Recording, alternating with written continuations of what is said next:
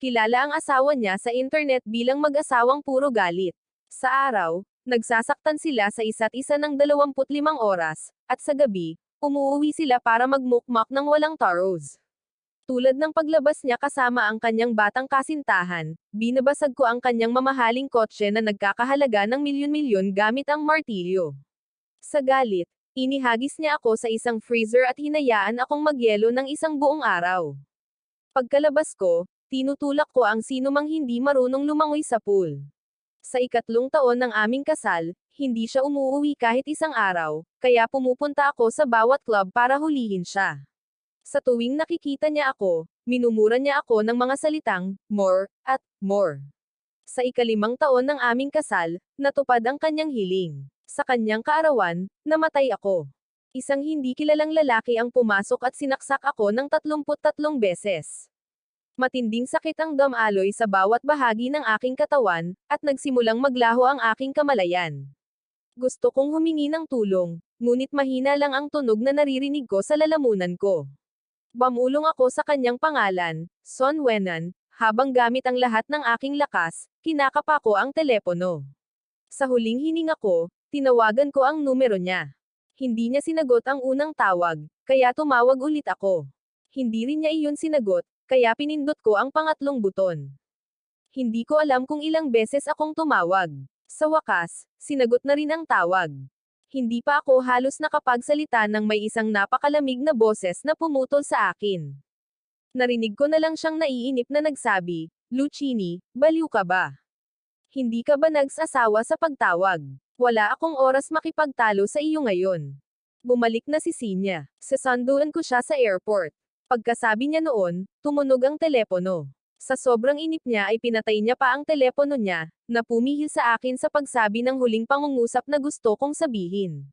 Napangiti ako ng mapait. Ang pangungusap na iyan ay Wenan. Mamamatay na ako. Huwag na tayong mag-away ngayon. Okay. Hindi ko na masabi ang pangungusap na iyon.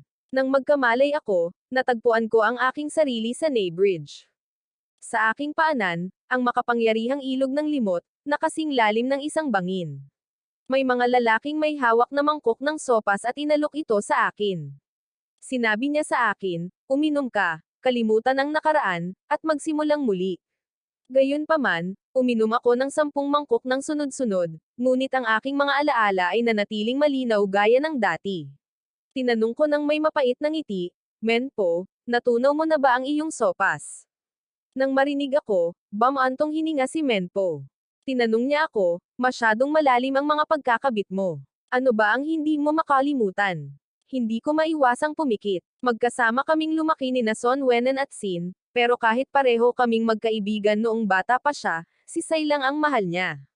Hindi siya pumapasok sa paaralan para manood ng basketball games ni Sinye. Tuwing titingin siya kay Sin, ang mga mata niya ay puno ng walang katapusan at magiliw na pagmamahal. Pero gusto kong tumingin din siya sa akin. Kaya, para makuha ang atensyon niya, lagi akong naghahanap ng paraan para kontrahin siya.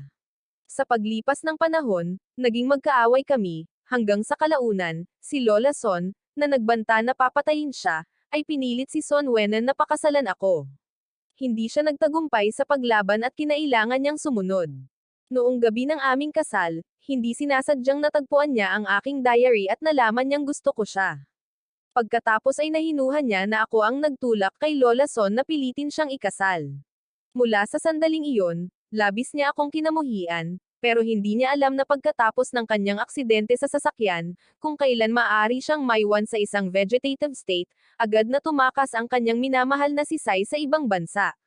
At ako, na hindi alam kung madyay gising pa siya, ay inalagaan ko siya araw at gabi.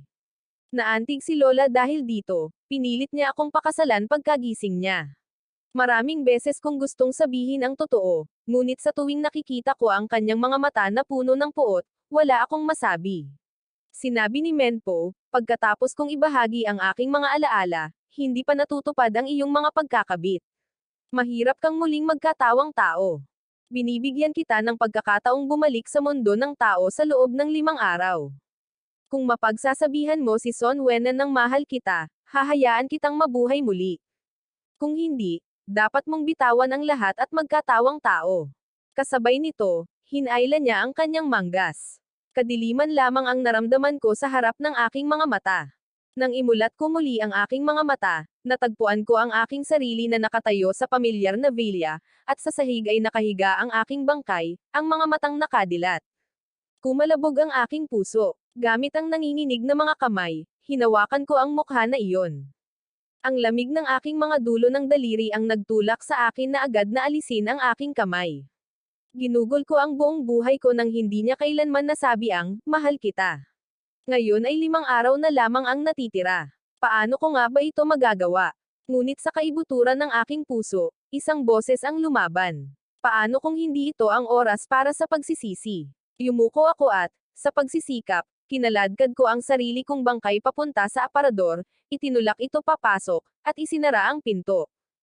Nakahinga ako ng maluwag, saka kumuha ng tubig, lumuhad sa sahig, at dahan-daang nilinis ang mga mantsa ng dugo. Sa bawat hagod, muling sumakit ang puso ko. Nang matapos ko nang linisin ang huling mantsa, isang malamig at nakakasuklam na boses ang biglang bumaling sa likuran ko. Lucchini, anong ginagawa mo? Natigilan ang katawan ko. Dahan-dahan kong inilingon ang aking ulo. Noon ko lang nakita si Son Wenan na nakatayo sa pintuan. Ang kanyang mga mata ay puno lamang ng paghamak at pagkainip. Gumalaw ang aking lalamunan, ngunit hindi ako makagawa ng kahit anong ingay, dahil lamang sa nakatayo rin si Se sa likuran ni Son Wenan. Ngunit nang makita niya ako, agad na namutla ang mukha ni Shinai. Ang kanyang mga mata ay napuno ng takot, at hindi sinasadyang umatras siya ng ilang hakbang. Napaka-abnormal ng kanyang reaksyon. Kahit si Song Wenan ay may napansing kakaiba at mabilis siyang pinigilan. Sai, anong problema mo? Pinisil ni S ng mahigpit ang kanyang braso, pinipigilan ang kanyang emosyon hanggat maaari, at sinabing, wala, naamoy ko lang ang dugo. Medyo hindi komportable. Wenan, agad akong tinitigan ni Son Wenan. Nagtanong siya ng may sama ng loob, Lucchini, kung hindi ka gagawa ng gulo kahit isang araw lang, hindi maganda ang pakiramdam mo, di ba? 5 taon na ang nakalipas. Ano ang kailangan mong gawin para tumigil? Tiningnan ko siya ng mahinahon, gamit ang lahat ng aking lakas para sabihin, kung gusto mong tumigil ako, sige. Anak Wenan, magsabi ng isang pangungusap, mahal kita. Gayunpaman, si Anak Wenan ay nagpakawala ng isang malamig na tawa na may sarkastikong pang-iinis. Mahal kita. Karapat-dapat ka rin ba niyan? Pagkatapos ay inilingon niya ang kanyang ulo upang tumingin kay Sinye at sinabi ng may matinding pagmamahal, Sinye, ikaw lang ang mahal ko. Namula ang mukha ni Sinye, ngunit ang kanyang mga labi ay nagsabi, Wenan, huwag mong gawin yan. Malulungkot si Senon, ngunit walang pakialam si Anak Wenan. Kung wala siyang gaanong kahihiyan, hindi niya sana ako pinilit na pakasalan siya. Huwag kang makinig sa kanya. Una, dadalhin kita sa pagpili ng kwarto. Parang may kutsilyong itinusok ang puso ko dito. Bigla ko silang hinaranggan, nagtanong sa nanginginig na boses. Malamig akong tiningnan ni Son Wenan. Bawat salita ay parang kutsilyo. Kakabalik lang ni Sin sa probinsya. Nililinas pa rin ang bahay niya. Dito muna siya titira sa bahay natin ng ilang araw. Lucchini, huwag mong kalimutan. Kung hindi dahil sa panlilinlang mo, sana sa kanya na ang lugar niya. Pagkarinig ko sa mga salitang ito, agad na namutla ang mukha ko. Dati, siguradong makikipag-away ako ng malakas, pero ngayon ay pagod na lang ang nararamdaman ko. Nakatingin lang ako ng walang magawa habang dumadaan sila sa tabi ko. Habang kumakain, nakita ko sina Son Wenan at Sai na nakaupo ng magkatabi at may matalik na kilos, na para bang si Sini ang tunay na may-ari ng bahay na ito. Walang humpay silang nagbulungan at nagtawanan. Hindi ko pinansin, yumuko ako, at parang automatikong dinadala ang pagkain sa aking bibig. Habang umaalingaw sa aking mga tainga ang mga tawa ni Son Wenan at Sinj, parang tinutusok ito ng libo-libong karayom, halos mabilaw ko na ako. Pagkatapos, nang papalubog na ang araw, aksidente kong nabangga si Sinefone. Narinig ko lang ang isang maikling pag-uusap. Hindi ko sinabi sa kanila na patayin siya. Paano siya naging maayos pa? At nakatayo rito. Nang marinig ko ito, nanlumo ang aking puso. Nawala ang baso ng tubig na hawak ko mula sa aking pagkakahawak. Narinig ni Sine ang tunog at mabilis na lumingon. Nagtanong ako sa nanginginig na boses, ikaw ba ang umupa sa taong iyon? Magsasalita na sana si Sine nang bigla siyang may marinig. Sa sumunod na sandali, nagkunwari siyang natamba, at sumigaw ng sakit. Nang marinig ang ingay, sumugod si Son Wenan. Nang makita ang eksenang ito, agad na sumiklab ang kanyang galit. Itinulak niya ako ng malakas at sumigaw ng malakas. Lucini, anong ginagawa mo? Agad na hinawakan ni S ang kamay ni Son Wenan, at sinabi sa nakakaawang boses, Wenan, huwag mo siyang sisihin. Malamang na nagalit talaga si Sin Ian ngayon dahil sa pag-amin mo sa akin. Wala akong pakialam kung magdusa ng kaunti. Basta't makapaglabas siya ng sama ng loob. Nang marinig ito, binigyan ako ni Son Wenan ng galit na tingin, isang tingin na parang nakakita ng kaaway, ngunit hindi niya ito masyadong ipinakita dahil sa takot na matakot si Sai. Yumuko si Son Wenan at dahan-daang binuhat si Sai gamit ang malumanay na boses. Dadalhin kita muna sa paggamot. Pinanood ko silang maglakad palayo, nakaramdam ng pait sa aking puso. Pagbalik sa kwarto, kinuha ko ang first aid kit at tahimik na ginamo ang aking sugat. Ang madugong marka, dahil iyon sa pagkadulas ng itulak ako ni Son Wenan. Ang sakit ng gamot ay walang saysay kumpara sa sakit sa aking puso. Pagkatapos kong gamutin ang aking sugat, biglang pumasok si Son Wenan, itinulak ang pinto, at tinanong ako. Hindi ka maaaring lumipas ang isang araw nang hindi naghahanap ng gulo. Oo, ano ang plano mong gawin sa akin? Walang sinabi si Son Wenan, ngunit naiintindihan ko ang tinging iyon. Ito ang parehong tingin na nakita ko ng hindi mabilang na beses sa pagitan namin. Nakakita ako ng isang kinasusuklaman na senyales. Totoo nga, hinawakan niya ang leeg ko. Sa sumunod na segundo, brutal niyang kinagat ang mga labi ko gamit ang isang bastos at malamig na kilos, na parang isa lamang akong kasangkapan para mailabas ang kanyang pagkadismaya. Sobrang sakit kaya napangiwi ako, ngunit napatikom ako ng aking mga ngipin nang walang tunog. Ang kanyang hininga ay dumampi sa aking tainga. Malamig niyang sinabi, Lucini, hindi mo kailanman makukuha ang aking pag-ibig. Pinaikit ko ang aking mga mata, tumulo ang mga luha ng malapit na itong matapos. Paus kong sinabi, Anak Wenan, mahal kita. Ibinaon ni Anak Wenan ang kanyang mukha sa aking leeg. Sandali siyang tumigil sa pagkilos, pagkatapos ay nagpakawala siya ng isang malamig na ngiting. Pagkatapos sabihin iyon, pumunta siya sa banyo, iniwan akong mag-isa. Nang imulat ko muli ang aking mga mata, wala nang tao sa tabi ko. Nanlamig ang buong katawan ko. Ang liwanag ng bukang liwayway ay dumaloy sa bintana, bumalot sa silid. Iminulat ko ang aking mga mata. Ang una kong naisip ay hindi kung gaano kaganda ang araw ngayon, kundi ang ika-4 na araw na ng countdown. Ang oras ay parang kutsilyong nakasabit sa aking ulo, handang bumagsak anumang oras. Itinulak ako ng tuluyan patungo sa kailaliman, ibinalik ko ang mga kumot at bumangon sa kama. Bumangon ako at pumunta sa banyo. Tumama ang malamig na tubig sa aking mukha, na nagpalinaw ng aking ulo ng kaunti. Lumabas ako ng silid at nakita ko siyang nakaupo sa hapagkainan, kumakain. Tumangalasisin nang makita niya ako. Bahagya siyang ngumiti at malumanay na sinabi, Sini, gising ka na ba? Umalis si Wenan. Kakanselahin niya sana ang maitang ngayon para sumama sa akin sa subasta, ngunit ayaw kong mapabayaan niya ang grupo ng negosyo dahil sa akin. Matagal bago ko siya nakumbinsi na sumama. Kailangan ko ng kasama. Bakit hindi ka sumama sa akin? Kumunat ang noo ko. Ang kutob ko ay tumanggi. Gayunpaman, tila nabasa niya ang iniisip ko. Ibinaba niya ang tasa ng kape niya at nagbanta. Kung hindi ka sasama sa akin, tatawagan ko si Wenan at sasabihin sa kanya na sinasadya mo akong itulak pababa ng hagdan. Naikuyom ko ang mga daliri ko. Bumaon ang mga kuko ko sa mga palad ko. Kung talagang sinabi iyon ni Sai, maniniwala sa kanya si Son Wenan nang walang pag-aalinlangan, at wala na akong oras para magpaliwanag o makipagtalo. Kailangan ko pa ring sabihin ni Son Wenan na, mahal kita. Hindi ko siya kayang makipagtalo sa sandaling iyon, kaya malamig akong tumango. Sige, sasamahan kita. Habang nagmamaneho papunta sa subasta, nanatili akong tahimik. Umupo si Sai sa tabi ko, paminsan-minsang sumusulyap sa kanyang telepono na may bahagyang ngiti sa kanyang mga labi. Biglang pamreno ng malakas ang sasakyan. Isang itim na van ang humarang sa aming daanan. Bago pa kami makapag-react, ilang lalaking nakamaskara ang humila sa amin palabas ng sasakyan. Nagdilim ang lahat sa harap ng aking mga mata. Ang natitira na lang ay ang malalakas na sigaw ni Sind mula sa mga kidnapper.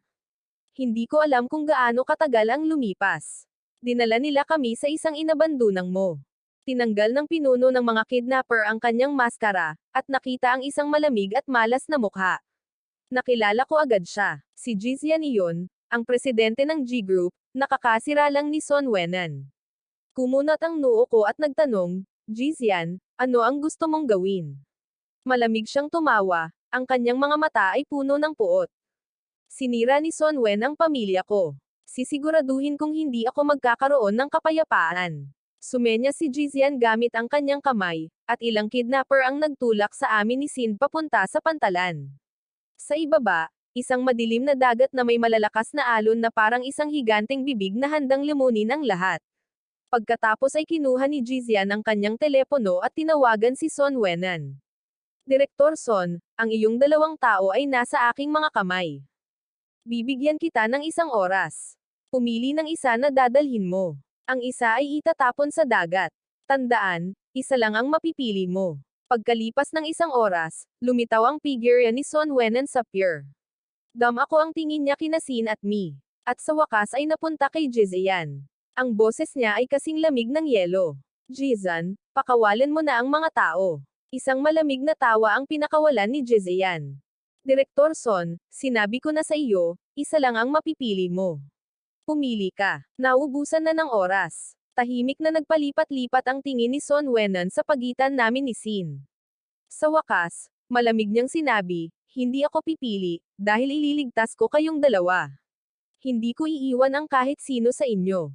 Natigilan ako nang marinig ko ito. Nanlaki rin ang mga mata ni Sin, parang hindi siya makapaniwala sa naririnig niya.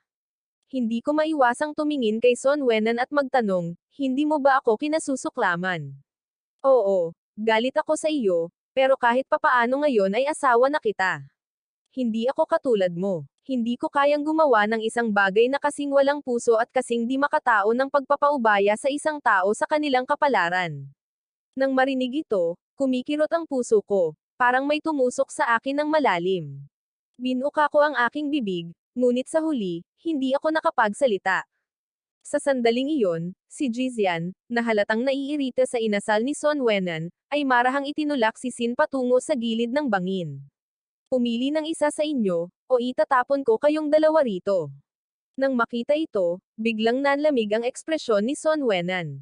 Lumakad siya pasulong, ang kanyang boses ay malalim at nakakatakot. Jizian, kung maglalakas loob kang hawakan ang kahit isang hibla ng buhok nila, gagawin kong impyerno ang buhay mo. Noon din, narinig ang tunog ng sirena ng pulisya sa malayo. Nagbago ang mukha ni Jizian. Malinaw na hindi niya inaasahan na darating ang mga pulis ng ganito kabilis. Nagngingit-ngit ang kanyang mga ngipin at, habang may hawak na kutsilyo, sinugod si Son Wenan, binabaliwala ang sarili niyang buhay. Walang pag-aalinlangan, tumilapon si Son Wenan at tumayo sa harap niya. Tumagos ang talam sa aking balikat. Napaungol ako ng mahina, at nanghihina ang aking katawan. Agad akong nasalo ni Son Wenan, may kislap ng takot sa kanyang mga mata. Son Wenan, sabi ko, ngunit unti-unti nang nawawala ang aking kamalayan. Gusto kong magsalita, ngunit hindi ako makagawa ng kahit anong ingay. Sa wakas, nahulog ako sa ganap na kadiliman. Nang magising akong muli, natagpuan ko ang aking sarili na nakahiga sa tabi ng pool. Nakatayo si Son Wenan sa harap ko, ang kanyang mga mata ay puno ng puot. Lucchini, bakit mo ginawa ang lahat ng ito sa mga kidnapper? Sa tingin mo ba ay mapapasabi ako ng mahal kita? Natigilan ako, hindi maintindihan ang sinasabi niya. Sinabi na sa akin ni Shinai. Plinano mo ang pagkidnap na ito kasama si Jizan, para lang masaktan siya. Lucchini, paano ka naging ganito kasama? Hindi ako iyon. Hindi pa ako nagsisimulang magpaliwanag nang pinutol niya ako. Alam kong magaling kang magsinungaling. Palagi kang gumagawa ng mga bagay para pahirapan ang buhay ko, pero kahit sino ay kaya mong saktan. Maliban kay Sine, akin siya. Inutusan niya akong itali ang isang bato at ilubog ako sa pool. Agad akong binalot ng malamig na tubig. Lalong nahirapan akong huminga, at lumabo ang mundo sa harap ng aking mga mata. Nang malapit na akong malunod, inutusan ako ni Son Wenan na hilahin palabas, ngunit bago pa ako makahinga, lumubog na naman ako. Hindi ko alam kung ilang beses ko itong inulit. Basang-basa, hinayla ako papunta sa pampang na parang namamatay na isda. Lumuhad si Son Wenan, hinawakan ang aking baba, at sinabing, tandaan mo ito. Sa susunod na saktan mo si Sai, hindi tayo mag-aaway ng ganoon kadali. Tara na. Umalis siya kasama ang isang bodyguard nang hindi man lang ako sinulyapan. Dumating ang ikatlong araw. Nakatanggap ako ng imbitasyon sa isang gala dinner na inorganisa ng lahat ng aming magkakaibigan, na nag-iimbita sa amin ni Son Wenan na dumalo ng magkasama. Nasa pintuan si Son Wenan, ngunit nakatayo si Sai sa tabi niya. Binigyan ko siya ng isang mapait na ngiti. Ano, President Son, isasama mo ba si Sai sa hapunan? Ang boses ni Son Wenan ay nagpapahiwatig ng hindi nakatagong pagkadismaya. Kasalanan ng kadate ko. May problema ka ba dyan? Walang problema. Pinapaalala ko lang sa iyo, Pangulong Son, na hindi pa tayo diborsyado. Kung mag-aaya ka ng ibang lalaki sa hapunan, hindi ka takot sa tsismis. Humagalpak ng nanunuyang tawa si Son Wenan. Lusan iyan, isa ka lang palamuti. Huwag mong seryosohin ang sarili mo. Pagkasabi niyan, tumalikod siya at umalis kasama si Sai. Hindi man lang ako sinulyapan, tumayo ako nang hindi gumagalaw, pinagmamasdan ang kanilang mga likuran. Isang hindi maipaliwanag na kapaitan ang bumukal sa aking puso. Ang gala ay naliwanagan ng mga nakasisilaw na ilaw, at ang mga bisita ay marami. Nang lumitaw sina Son Wenan at Sai, nakuha nila ang atensyon ng lahat. Tila sinasadya akong ipahiya ni Son Wenan, na nagpapakita ng malaking pagiging malapit kay Sai habang nasa piging, na pumupukaw ng mga bulungan sa mga bisita. Matagal nang hiwalay sina Pangulong Son at Lusen Ian. Mukhang totoo nga, masyadong kawawa si Lusen Ian bilang lehitimong asawa. Parang estranghero siya. Narinig ko ang mga komentong ito, pero hindi ko siya nilapitan. Alam ko na habang mas ipinapakita kong nagmamalasakit ako, mas lalo ring magsasaya si Son Wenan. Gayunpaman, hindi doon nagtapos ang lahat. Sa kalagitnaan ng kasiyahan, biglang tumayo si Sinyei, sinasabing pupunta siya sa banyo. Matamis na tumanggo si Son Wenan at pinanood siyang maglakad palayo. Ngunit maya-maya, bumalik si Sinyei, gusot ang damit at punong-puno ng luha ang mga mata. Wenan, iligtas mo ako. Sumubsob siya sa mga bisig ni Son Wenan na parang hindi na niya kayang kumapit pa. Ngayon lang, sa banyo, may nagpainom sa akin ni Lusen Ian ng droga. Nang marinig ito, nagbulungan ang buong silid. Lahat ng mata ay nakatuon sa akin. Biglang tumayo si Son Wenan. Ang kanyang titig, na parang kutsilyo, ay tumusok sa akin. Dinampot niya ang baso ng pulang alak mula sa mesa at binasag ito sa sahig. Lucchini, ano ang sinabi ko sa iyo noong nakaraan? Hoy, kung maglalakas loob kang hawakan muli si Sin, hindi kita patatawarin. Nanatili akong nakatayo, kalmadong nakatingin sa kanya. Hindi ko siya hinawakan. Lalong dumilim ang kanyang mukha, at lumapit siya sa akin. Gagawa ba talaga siya ng ganito para I-figure out ka, lalo na't kasabwat niya ako? Inangat ko ang ulo ko, paos at desperado ang boses ko. Kaya, ano ang gusto mong gawin ko?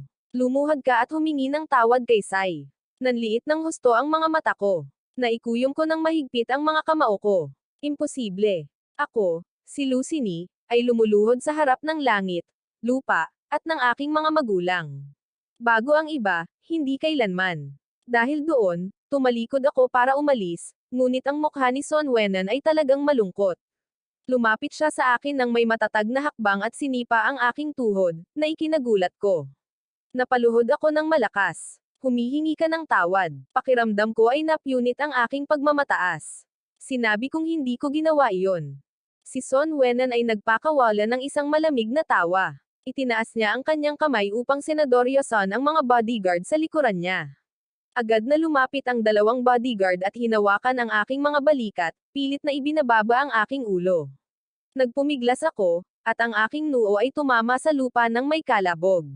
Lucchini, hindi mo pa rin kinikilala ang iyong pagkakamali. Ang boses ni Son Wenan ay may bahid ng pagkainip. Isang hindi maipaliwanag na kawalan ng pag-asa ang bumalot sa aking puso. Gamit ang lahat ng aking lakas, kumawala ako sa pagkakahawak ng mga bodyguard. Tumayo ako, itinaas ang aking kamay, at malakas na sinampal si Son Wenan. Ang matinding lagok ng sampal ay umalangaw ng malakas sa katahimikan ng bulwagan ng bangkit. Anak Wenan, sa wakas ay hindi ko na napigilan ang mga luhang pamatak. Sinabi ko na sa iyo na hindi ko ginawa. Tama ba ang sinasabi niya? Mali ang lahat ng sinasabi ko. Mahal na mahal mo siya, pero asawa mo ako. Ano ako? Napuno ng kawalan ng pag-asa at sakit ang boses ko, parang gusto kong ilabas ang lahat ng naipon kong sama ng loob at kapaitan. Ito ang unang pagkakataon na umiyak ako sa harap ni Anak Wenan, at ito rin ang unang pagkakataon na inilantad ko ang aking kahinaan. Natigilan si Anak Wenan. Hindi niya pa ako nakita ng ganito. Palagi akong matigas ang ulo, hindi nagpapakita ng kahinaan, ngunit sa sandaling iyon ay parang isang nakulong na payaso ako. Binuka niya ang kanyang bibig, ngunit hindi alam ang sasabihin. Anak Wenan, tandaan mo ito. Ako, si Lucen Ian, ay hindi kailanman may utang sa iyo. Dahil doon, tumalikod ako at naglakad palabas ng bulwagan. Nakatayo si Anak Wenan na parang natigilan, isang nag-aalab na sakit ang nakaukit sa kanyang mukha. Nang bumalik siya sa realidad, sumulyap siya sa aking likuran at biglang nakaramdam ng hindi maipaliwanag na pakiramdam sa loob niya. Kinabukasan ay ang anibersaryo ng pagkamatay ng aking mga magulang. Maaga akong nagising, handa nang umalis at magbigay pugay, ngunit pagdating ko pa lang sa pinto, pinigilan ako ni Son Wenan. Sasama ako sa iyo. Sandali akong natigilan. Ano? Gusto mo bang pilitin akong lumuhad muli ng mga bodyguard sa harap ni Sai? Agad na nanlamig ang mukha ni Son Wenan. Kahapon ay kasalanan mo, at ngayon ay ayaw mo nang tumigil. Ngumiti ako ng sarkastiko, nilagpasan siya, at dumiretso sa pinto. Gayunpaman, nang marating ko ang kotse, nadatnan ko si Sin na nakaupo sa passenger seat. Kuya Sai, sabi ni Wenan ay sabay tayong pupunta para magbigay pugay sa mga tiyuhin mo. Gusto ko ring sumama. Bigla akong lumingon. Anak Wenan, ito na ang limitasyon ko. Hindi siya makakapunta para magbigay pugay. Kumunat ang noo ni Son Wenan. Mabuti ang intensyon ni Sai. Huwag kang maging walang utang na loob. Puno ng sarkasmo ang aking mga mata. Ngayon ang anibersaryo ng pagkamatay ng aking mga magulang. Hindi, Sai. Bamantong hininga si Sai. Kuya San, bakit? Galit na galit ka sa akin. Hindi maganda ang relasyon natin dati, di ba? Malamig kong tinitigan si Sai. Bakit ba galit na galit ako sa iyo? Alam na alam mo. Hindi na nakatiis si Son Wen, inabot niya ang kamay ko at hinawakan ang palso ko. Lucini, huwag kang maging mapang-asar. Sumakay ka na sa kotse. Pero hindi ako makawala sa pagkakahawak niya. Mabilis na pinatakbo ng kotse papunta kay Muyuan. Ayokong makita ang dalawang taong iyon sa likuran ko. Hawak ang mga chrysanthemum, mabilis akong naglakad papunta sa lapida ng mga magulang ko. Tay, Nay, nandito po ako para bisitahin kayo. Son Wenan, hindi ko alam kung kailan siya lumapit, at nasa likuran ko siya habang nakatingin sa lapida ng may komplikadong ekspresyon. Dad, kahit ayaw ko kay Luisini, aalagaan ko pa rin siya habang buhay. Nang marinig ko ito, biglang nanigas ang katawan ko. Matagal bago ko napaghandaan ang sarili ko. Hindi ko kailangan yan. Isang pangungusap lang ang kailangan mong sabihin. Na mahal mo ako. Agad na nanlamig ang mukha ni Son Benin. Imposible, Luisini. Huwag mong ipilit ang swerte mo. Hindi kita kailanman mamahalin. Nakaramdam ako ng matinding kirot sa puso ko at wala nang sinabi pa. Pagkatapos ng libing, umalis si Son Benin kasama si Sai, nakatalikod sa akin. Ayokong umalis, kaya nanatili pa ako ng ilang sandali sa harap ng puntod. Hindi ko alam kung gaano katagal ang lumipas. Nang paalis na sana ako, pinigilan ako ng isang empleyado. Miss Lu, may isang bagay kaming sa tingin namin ay dapat mong malaman. Sa totoo lang, ang abo ng iyong mga magulang ay naipakalat na ni Mr. Sai. Nalungkot ako. Halos hindi ako makapaniwala sa aking naririnig. Ano ang sinasabi mo? Bamantong hininga ang empleyado. Ilang araw na ang nakalipas, pinilit kami ni Mr. Sai na hukayin ang abo ng kanyang mga magulang. Tumanggi kami. Pagkatapos ay pinagbantaan niya kami, sinasabing kung hindi kami susunod, iiwan kami ng grupo ni Son. Nakaramdam ako ng kawalan sa aking isipan nang sa wakas ay nagising ako. Tumakbo na ako palabas ng sementeryo at dumiretso sa club kung saan naroon sina Son Benin at Sai. Pagpasok ko sa pribadong sala, nakita ko sina Son Benin at Sai na nakaupo sa sofa, naglalaro ng Truth or Dare. Natalo si Sai. Ayon sa mga patakaran, Dapat niyang halikan si Son Benin, nang malapit nang dumampi ang kanyang mga labi sa kanya. Sumugod ako sa kanila, kumuha ng bote ng alak mula sa mesa, at malakas itong inihampas sa ulo ni Sai. Nabasag ang bote. Napaungol si Sai at bumagsak sa sahig. Sumigaw ang mga sigaw. Tumayo si Son Benin at sinampal ako. Luisini, baliw ka ba? Baliw ako. Baliw siya. Alam mo ba kung ano ang ginawa niya sa mga magulang ko? Patay na ang mga magulang mo. Ano pa ang magagawa niya sa kanila? Naroon ang kanilang mga abo. Nanginag ang boses ko. Ikinalat niya ang abo ng aking mga magulang. Natigilan si Son Benin, may kislap ng pagkabigla sa kanyang mga mata. Gayunpaman, umiiyak si Singe, naliligo sa luha ang kanyang mukha. Hindi ako ang may gawa. Bakit mo ako inaakusahan? Si Son Benin, sa sandaling iyon, ay may naalala rin. Ngayon, napakababa ng iyong mga pamamaraan ng pagkukunwari sa akin. Mahal ng iyong mga magulang si Sindeo. Paano niya nagawa ang isang bagay na ganoon? Maaari kayang nakita mo kami na malapit ng maghalikan sa labas at pumunta ka para pukawin si Drid. Nakatayo ako roon na may luha sa aking mga mata. Son Benin, isa kang hangal. At isa rin akong hangal, kaya naman nakatakda tayong mawala ang ating minamahal magpakailanman. Pagkatapos sabihin iyon, tumawa ako ng malakas at tumalikod upang umalis. Payat ang aking likod, ngunit malakas. Sa huling araw ng countdown, hindi ko pa rin natatanggap ang mga salitang iyon mula kay Son Benin. Mahinahon akong kumuha ng kutsilyo at umakyat sa pinakamataas na rooftop sa sentro ng lungsod. Ipinadala ko kay Son Benin ang aking lokasyon. Pagkatapos ay itinabi ko ang aking telepono at tahimik na naghintay. Mabilis na kumalat ang balita na magpapakamatay ako. Pinalibutan ng media ang gusali, na walang iniwang lugar para gumalaw. Sa wakas, lumitaw si Son Benin, sumugod sa karamihan, at sumugod sa rooftop. Malungkot at nakakatakot ang kanyang mukha. Anong ginagawa mo sa iskandalong ito? Hoy, nakita mo ba ako sa ospital kasama si Sinye? At naghahanap ka na naman ng gulo. Huwag mong kalimutan na ikaw ang Samira sa ulo niya kagabi. Dahan-dahan akong lumingon at mahinahong tiningnan siya. Sabihin mong mahal mo ako o panoorin mo akong mamatay. Natigilan si Son Benin. Luisini, baliw ka ba? Sa tingin mo ba pipilitin ako nitong sumuko? Hindi ako sumagot. Tahimik ko lang siyang tinitigan. Ang kutsilyong hawak ko ay nakadikit pa rin sa puso ko. Isang kislap ng pagkainip ang lumitaw sa mga mata ni Son Benin. Sige, sasabihin ko na. Luisini, sa buhay na ito, sa kabilang buhay, at sa lahat ng buhay, hindi ko kailanman magugustuhan ang aking sarili. Kontento ka na ba? Ngayon ay maaari ka nang tumalon. Nagpakawala ako ng mahinang tawa. Ang kutsilyong hawak ko ay bumagsak sa lupa ng may kalabog. Mahinahon akong bumaba mula sa gilid ng terasa at tumayo sa harap ni Son Benin. Tumingin sa akin si Son Benin, nakaramdam ng hindi maipaliwanag na ginhawa. Malamig siyang ngumiti. Alam kong hindi ka maglalakas loob na tumalon. Umiling ako. Anak Benin, hindi mo ba naiintindihan? Wala nang saysay ang pagtalon o hindi pagtalon ngayon dahil nawalan na ako ng pag-asa. Kumunat ang noo ni Son Wenan. Magsasalita na sana siya, pero biglang tumunog ang telepono niya. Wenan, sobrang sakit ng nararamdaman ko. Pwede ka bang sumama sa akin?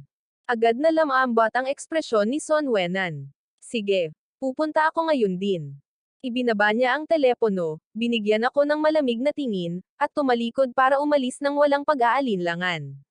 Gayunpaman, kalmado ang puso ko, na parang lahat ng sakit at obsesyon ay nawala sa sandaling iyon. Umalis ako sa rooftop at pumunta sa law firm. Pinirmahan ko ang pangalan ko sa kasunduan sa diborsyo, pagkatapos ay ibinigay ang dokumento sa abogado. Pakipadala ang isa pang kopya kay Swenan. Pagkatapos umalis, bumalik ako sa villa, kinuha ang sarili kong bangkay mula sa aparador, at dahan-daang inilagay ito sa sofa. Pagkatapos ay kumuha ako ng isang piraso ng papel at sumulat ng ilang linya. Anak Wenan, matagal na akong patay. Ang 5 araw na ito ay dagdag na oras lamang na ipinagkaloob sa akin ni Meno. Sinabi niya na kung magsabi ka ng isang salita ng pagmamahal, mabubuhay ako, ngunit hindi mo ginawa. Kaya patay na ako, at hindi na kita mahal. Mahalin mo ng mabuti si Sinye mula ngayon, hindi mo na ako makikita muli. Pagkatapos kong isulat ito, iniwan ko ang sulat sa tabi ng bangkay. Tahimik akong umupo sa sofa at ipinikit ang aking mga mata.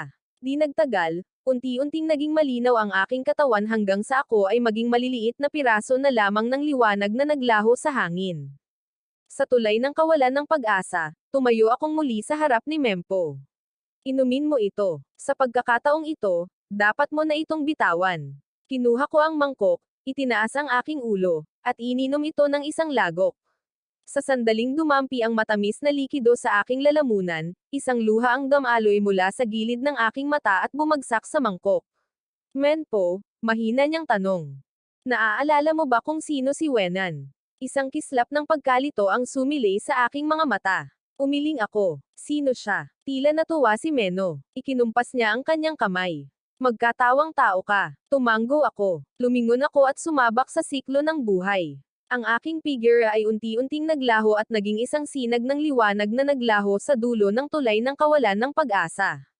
Mula noon, tumigil na si Lucini sa mundo. Pagkalipas ng isang araw, natanggap ni Son Wenan ang kasunduan sa diborsyo na ipinadala mula sa villa. Lucini, sobra na ito. Kahapon ay pagpapakamatay. Ngayon ay diborsyo na. Bukas ay iiyak siya sa puntod ng lola ko. Tiningnan ni Sai ang kasunduan sa diborsyo nang may pagtataka at natuklasan niyang iniwan ko na pala ang lahat ng aking mga gamit kay Son Wenan. Wening, hindi ba totoo na hindi mo siya mahal? Maaari mo na siyang hiwalayan ngayon din. Sa ganoong paraan ay magiging hayagan tayong magkasama. Tiningnan siya ni Son Wenan nang walang pakialam, pinunit ang kasunduan sa diborsyo, at itinapon ito sa basurahan. Hindi ko siya mahal, pero kailangan ko siyang alagaan. Iyon ang kagustuhan ng lola ko. Kahit anong panlilin lang ang gawin ni Lucini noong una, hindi ko siya hiwalayan. Gayunpaman, hindi kita hahayaang magdusa ng kawalan ng katarungan. Kung gagamitin muli ni Lucini ang mga maruruming panlilin lang na iyon para guluhin ka, gagantihan ko siya ng libo-libong beses. Isang kislap ng lamig ang lumitaw sa mga mata ng babae. Tumanggo siya ng may masayang ngiti, ngunit nakatago sa isang sulok. Galit na tinitigan ng lalaki ang mga piraso ng kasunduan sa diborsyo. Pumunta siya na may layuning maging kapareha ni Son Wenan. Kung hindi niya makakasama si Son Wenan, ano ang saysay ng lahat ng ginagawa niya sa mga sumunod na araw? Walang sino man ang sineryoso ang kasunduan sa diborsyo na iyon. Hindi na rin sila ginulo ni Lucini muli. Dahil sa patuloy na mga tawag tulad ng dati, nagbigay daan ito sa kanila na gumugol ng ilang maayos at matamis na oras na magkasama. Nang kapanayaman sila ng media, hindi alintana ni Son Wenan ang pag-akbay ng lalaki sa kanyang mga balikat. Sa harap ng mga kamera, ipinahayag niya na ang taong mahal niya ay nasa tabi niya. Habang ginagawa niya ito, hindi niya naisip si Lucini. Kapag nalaman niya ang lahat, tiyak na magagalit siya, tulad ng dati, kung may gagawin man lang siya. Susugod ako para harapin siya, at naroon siya na may nag-aalalang ekspresyon. Naghihintay sa tawag ko, naghihintay sa aking pag-aalsa, ngunit 10 araw na ang lumipas. Hindi ako tumawag kahit isa. Sa ika-11 araw, aktibong tiningnan ni Son Wenan ang kanyang telepono. Kinumpirma niya na hindi niya hinarang ang kabilang panig. Talagang nakikipagdigma si Lucini sa kanya hanggang ngayon. Napatitig ang babae sa walang laman na chat page, nakangiti ng may pag-aalinlangan. Nagising si Sai sa tabi niya. Wenan, matulog ka pa ng kaunti. Manood tayo ng Northern Lights ngayon. Okay. Nitong mga nakaraang araw, pinagbigyan ni Son Wenan ang lahat ng kanyang kahilingan, ngunit sa pagkakataong ito, hindi ko alam kung ano ang iniisip niya, tinanggihan niya siya. Buong araw, malamig na hawak ng babae ang kanyang telepono, paminsan-minsang sinusulyapan ito. Napangiwi si Sin. Nang gabing iyon, habang nakahiga sila sa kama, biglang nag-vibrate ang telepono ni Son Wenan. Agad na tumigil ang babae, kinuha ito, ngunit agad itong itinapon sa galit. Isa lamang itong spam message. Hindi ko alam kung bakit siya galit na galit. Inaasahan ba niya na magpapadala sa kanya ng mensahe si Lucini? Gaya ng dati, sumisigaw at gumagawa ng eksena, ginagamit ang anumang paraan para bumalik siya. Nandilim ang mukha ni Son Wenan. Ibinuhos niya ang kanyang hindi makatarungang galit sa lalaki. Ngunit nang marinig ang mahinang ungol ni Sini, napuno ang kanyang isipan ng boses ko. Pagkatapos ng 2.5 minuto, nakahawak pa rin si Shin sa kanyang mga balikat, ngunit hindi na siya interesado. Malungkot ang ekspresyon, tumayo siya at nagbihis. Wenan, gabi na, saan ka pupunta? Para hanapin si Lucini. May masamang balak na naman ang lalaking iyon. Pupuntahan ko siya at sasawayin, at pagkatapos ay babalik ako sa iyo. Nang hindi lumilingon, tumalikod siya, lumabas, at nagmaneho palayo. Hindi niya inakala na pagkatapos ng isang oras, ang araw na ito ang magiging pinakapagsisisihan at pinakakamumuhian niya sa buhay. Ang matinding init, ang nagyayelong lamig, at ang kanyang kawalang bahala. At si Wenan, na dumaan sa harap ng kanyang mga mata, ay hinubog ang kanyang buhay na puno ng sakit. Pagkalipas ng isang oras, bumalik si Son Wenan sa villa. Pagdating niya sa pinto, bahagya niyang naamoy ang isang mabahong amoy. Tunay ngang hindi basta-basta sumuko si Lucini. Tiyak na naghanda na siya. Hinihintay na lang niya ang pagbabalik nito. Sinipa niya ang pinto pabukas. Walang nakabukas na ilaw sa loob. Wala ring ingay na narinig. Nagsalita si Son Wening nang mag-isa. Lucini, kontento ka na ba? Iniwan ko si Sai at bumalik. Ang dami mong araw na tahimik. Hindi ba ito ang sandaling hinihintay ko? Dahil walang natanggap na sagot, hindi siya nagmadali. Binuksan niya ang ilaw at umakyat sa hagdan ng paunti-unti. Tingnan natin kung anong mga panlilinlang ang ginagawa mo ngayon. Patay ka na ba talaga, Lucini? Matanda ka na ngayon. Kailan ka pa tatanda? Tigilan mo na ang pag-iinarte mo. Kung nag-ayos ka lang, mas madalas akong makakauwi para samahan ka. Lumakas ang amoy. Ilang langaw ang bumangga sa kanya at lumipad palayo, dahilan para kumunot ang noo ni Son Benny sa pagkasuklam. Hindi niya maintindihan ang iniisip ko, umalis ng bahay ng ganito. Umakyat siya sa ikalawang palapag at pumasok sa sala. Muntik na siyang mabaho. Hanggang sa sandaling ito, hindi pa rin niya alam kung ano ang amoy na ito. Sa sumunod na segundo, kinapa niya ang switch ng ilaw sa dingding. Biglang kuminang ang nakasisilaw na liwanag, na nagliwanag sa lahat ng nasa harap niya. Sa kanya naunawaan kung ano iyon. Amoy iyon ng isang nabubulok na katawan. Piging iyon ni Benin. Mga uod na gumagapang. Isang tanawin ng nabubulok na laman at buto. Ako ito, patay na. Tumigil ang paghinga ni anak Benin. Hindi makapaniwala si Lucini. Mahina ang boses niyang sinabi habang dahan-daang lumalapit. Walang sumasagot sa kanya. Kumakabog ng malakas ang puso niya na parang tatalon ito mula sa kanyang lalamunan, dahilan para sumakit ang kanyang dibdib. Lucini, tama na. Huwag ka nang maglaro. Inaamin ko. Kanina pa kita napapabayaan. Hindi mo kailangang magbiro ng ganyan. Pinilit niyang panatilihing kalmado ang kanyang tono, ngunit nang makalapit siya at makita ang mukha, nang inag ang kanyang boses. Inabot ni anak Benin ang kanyang kamay upang hawakan. Ngunit bago niya mahawakan ang bangkay, napunta ang kanyang tingin sa isang piraso ng papel sa tabi nito. Si anak Benin, sa katotohanan, ay matagal nang patay. Ang 5 araw na ito ay dagdag na oras lamang na ipinagkaloob ni Lola Men. Sabi niya, kung nagsalita ka lang ng kahit isang salita ng pagmamahal, nakaligtas sana ako, pero hindi mo ginawa. Kaya namatay ako, at hindi na kita mahal. Ingatan mong mabuti si Sine. Mula ngayon, hindi mo na ako makikita muli. Hindi na mapigilan ang kanyang panginginig. Tiningnan niya ang aking bangkay, nanginginig ang kanyang mga mata. Kumunot ang kanyang mukha na may masalimuot na ekspresyon. Sa sandaling iyon, parang may sumasikal sa kanyang lalamunan. Hindi na nakayanan ni Son Ben Ayon at biglang tumakbo sa banyo para sa muka. Hindi niya alam kung gaano na siya katagal sa muka nang tumunog ang telepono sa kanyang bulsa. Tulala si Son Ben Ayon, sumagot, "Emph. Talagang nagpakatanga kayo. Inaamin kong nanalo kayo sa pagkakataong ito. Lucini, nanalo kayo." Nagkaroon ng nakakakilabot na katahimikan sa kabilang linya. Pagkalipas ng ilang segundo, ang boses ni Sino. Ben Ayon, ako ito.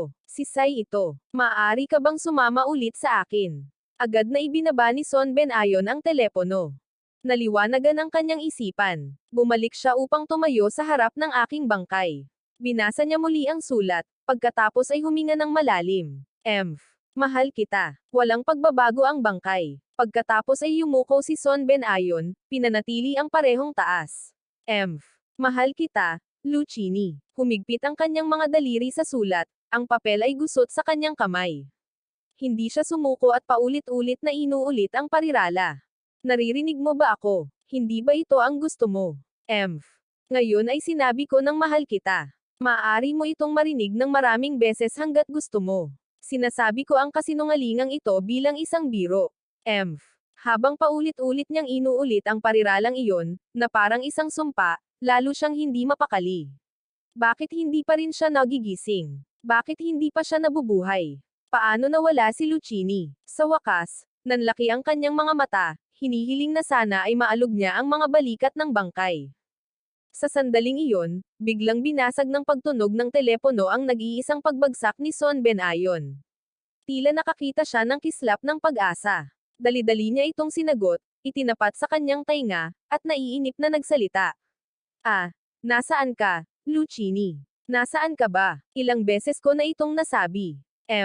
Kung gusto mong marinig, pwede ko pa ring sabihin. Mahal kita, mahal kita, mahal kita, tama na.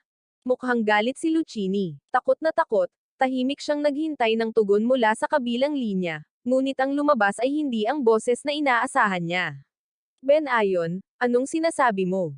Dali, iligtas mo ako, Lucchini, habang wala ka. Nandito ka na naman para guluhin ako.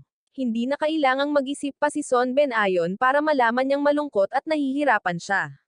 Ano ang ginagawa ng lalaki sa kabilang linya ng telepono? Yumuko siya sa bangkay ni Lucchini at walang pakialam na nagtanong. Pumunta si Lucchini sa kinaroroonan mo. Pagkaalis mo, dumating siya at sinabing, ano ang ibabayad ko? Biglang nakaramdam ng kakaibang ironya si Son Ben-ayon. Huwag kang magpanggap, Sai. Patay na si Lucchini. Sa kabilang linya, tila nawalan siya ng boses. Pagkaraan ng mahabang panahon, maingat at may sama ng loob siyang sumagot. Gusto lang kitang makita, Ben-ayon. Alam kong malungkot ka. Samahan mo ako. Malungkot siya. Paano ako malulungkot? Magkaaway kami ni Lucchini. Ngayong patay na siya, masaya na ako. Napigilan na ni Sai ang pagkainip. Kaya, magpapakasal na tayo. Si Son Ben-ayon, na kanina lang natawa, ay biglang nanlamig. Nasabi ko na, ano ang gagawin ko para maalagaan si Lucchini habang buhay? Buhay pa man siya o patay na. Natigilan si Sai at napasigaw, hindi na niya matiis. Kaya, gusto mo akong mabuhay magpakailanman ng walang pangalan o katayuan sa tabi mo. Anak Ben-ayon, kailan mo ako ikokonsidera? Hindi sumagot si Son Ben-ayon, bagkos ay malamig na ibinaba ang telepono. Puno ng mga kakaibang ipinakita ni Lucchini ang kanyang isipan kanina. Hindi pa niya ito natanong kung mahal ba niya ito o hindi, dahil alam ng lahat na kinamumuhian siya nito. Ngunit sa 5 araw na iyon, halos isinuko ni Lucchini ang lahat ng kanyang dignidad para lamang makuha ang isang pangungusap na iyon. Naalala niya ang araw na iyon sa party. Ang kahinaan at pagluha ng lalaki ay nagpaalala sa kanya ng kanyang kawalan ng pag-asa sa bubong. Bahagyang nanigas ang puso ni Son Wenan. Medyo. Pagharap sa bangkay, muli niyang sinabi ng may malalim na damdamin, mahal kita. Pagkatapos, sa sakit, itinaas niya ang kanyang kamay at malakas itong hinampel sa dingding. Suntok ng suntok, hanggang sa mapuno ng dugo ang kanyang mga kamay. Doon lamang siya tumigil, pagod na pagod. 5 araw bago magsimula, dahil namatay na talaga si Lucchini, itinaas niya ang kanyang mga mata na namumula. Agad niyang inimbestigahan ang sanhi ng aking pagkamatay at natuklasan na isang hindi kilalang lalaki ang pumasok sa bahay ng araw na iyon. Brutal niya akong sinaksak ng 33 beses. Nakahiga ako sa sahig na puno ng dugo, ngunit hindi pa ako patay. Taglay ang kaunting pag-asa, nag-dial ako ng telepono, numero pagkatapos ng walang katapusang tunog ng pagri-ring. Sa wakas ay sinagot ang tawag, ngunit bahagya kong ibinuka ang aking bibig nang hindi nagsasalita. Sinalubong ako ng isang marahas na saway. Namutla ang mukha ni Anak Weni dahil ang naririnig sa recording ay ang sarili niyang boses. Bigla niyang naalala na nakatanggap nga siya ng tawag mula sa akin noong araw na iyon. Ano ang sinabi niya noon? Sinabihan niya akong huwag siyang istorbohin, huwag siyang gambulin, napuntahan si Sine. Kaya't malupit niyang ibinaba ang telepono, nang hindi man lang nakinig sa akin. Kung medyo naging matyaga lang ako noon, hindi sana ako namatay. Hindi ko naisip ang posibilidad na iyon. Nakatitig lang ako sa recording. Di nagtagal, lumitaw ang isa pang ako, ang isa na 50 araw lang nabuhay, nililinas ang mga mantsa ng dugo sa sahig, itinatago ang sarili kong bangkay. Pagkatapos ay dinala niya si Sin upang manirahan sa villa. ang natitirang bahagi ng kwento, nang hindi na kailangang panoorin ang recording. Naisip ni Anak Wenan ang nangyari, ngunit ang mga boses mula sa usapan, na parang bangungot, ay umabot sa kanyang isipan. Kung gusto mong kumalma ako, iyon ay sige. Anak Wenan, sabihin mo sa akin, mahal kita.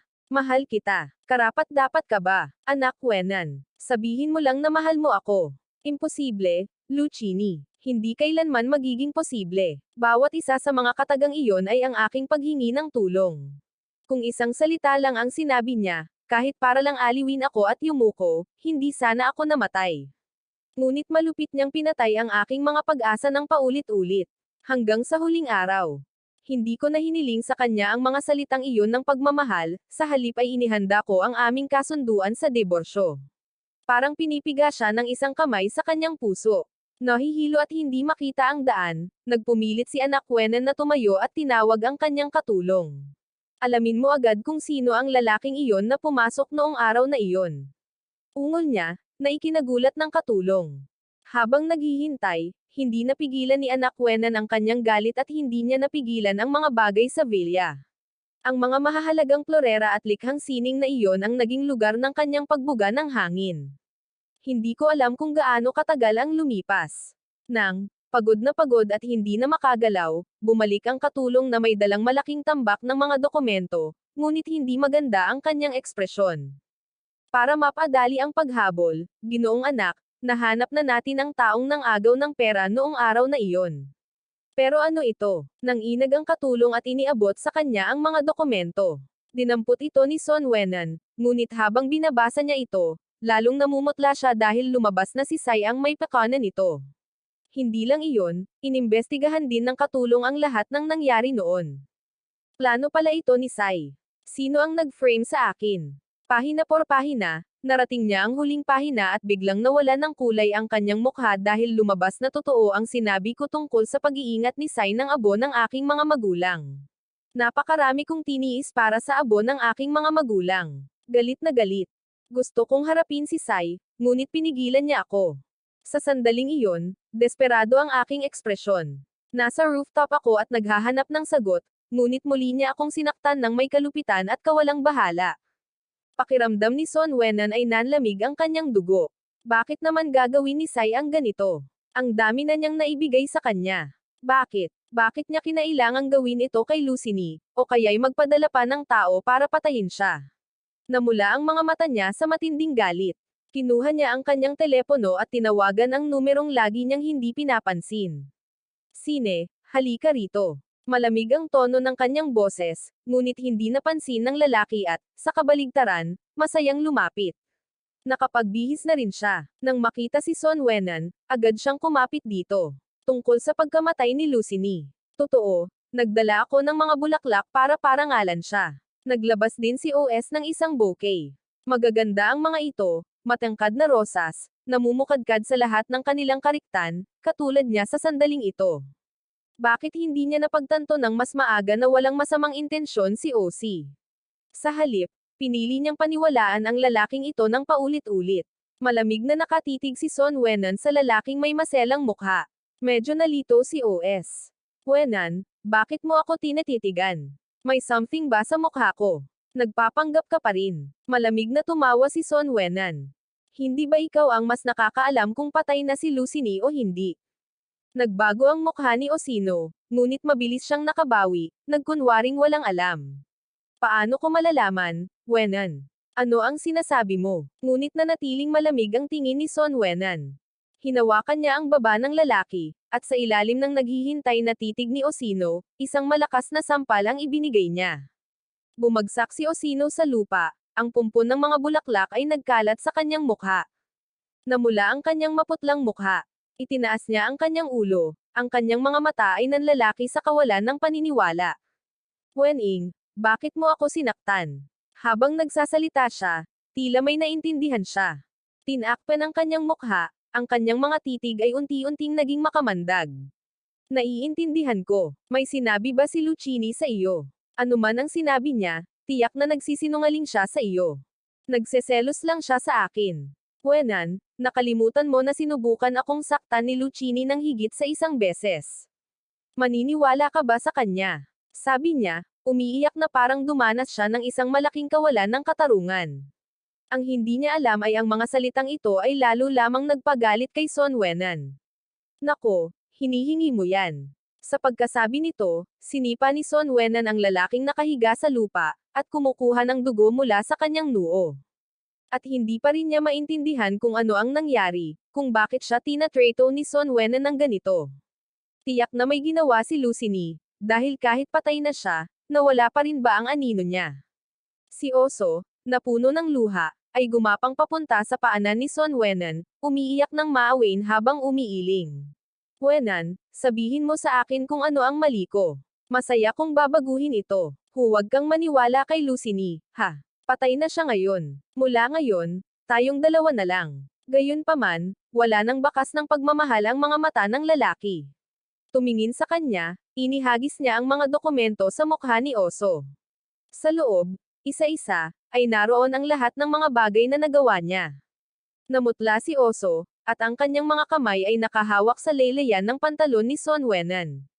Habang umaagos ang luha sa kanyang mukha, ipinaliwanag niya ng may sakit ng puso, hindi naman ganoon, Jenin. Lahat ay may dahilan. Si Lucini ang unang nagudyok sa akin, ngunit ang kapalit nito ay mas malamig na pagtrato lamang ang natanggap niya. Napahawak si Son Wenan sa kanyang baba, isang bagyo ng galit ang namumuo sa kanyang mga mata. Sa puntong ito, nangangahas ka pa ring sisihin si Lucini. Malaki ang tiwala ko sa iyo noon, at paulit-ulit mo lang akong pinagsinungalangan. Oso, anong lakas ng loob mo? Ang halos hindi mapigil ang galit sa tono niya ay natakot kay Osino. Nagmakaawa pa rin siya sa lalaking nasa harap niya na patawarin siya kahit isang beses lang, ngunit nakalimutan niya na hindi kailanman naging mabait si Son Wenan. Nanatili pa ring malamig ang kanyang boses. Dahil sa labis akong nagtiwala sa iyo kaya hinayaan kong humantong sa ganito si Lucini. Alam mo ba kung nasaan siya ngayon? Humingi ka lang ng tawad sa kanya, at patatawarin kita. O kung hindi, tumigil siya sa pag-iyak, at nagliwanag ang kanyang mga mata. Alam niyang may pagkakataon pa siya. Matagal na niyang kasama si Son Wenan, hindi maaaring wala siyang pakialam.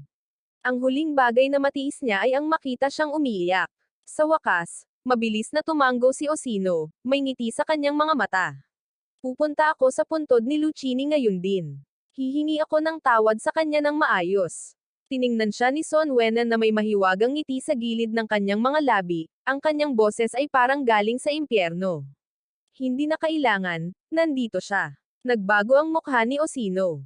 Bakit nandito si Lucini? Ngunit hindi sumagot ang lalaki sa kanyang mga sinabi at hinayla si Osino sa braso patungo sa ikalawang palapag.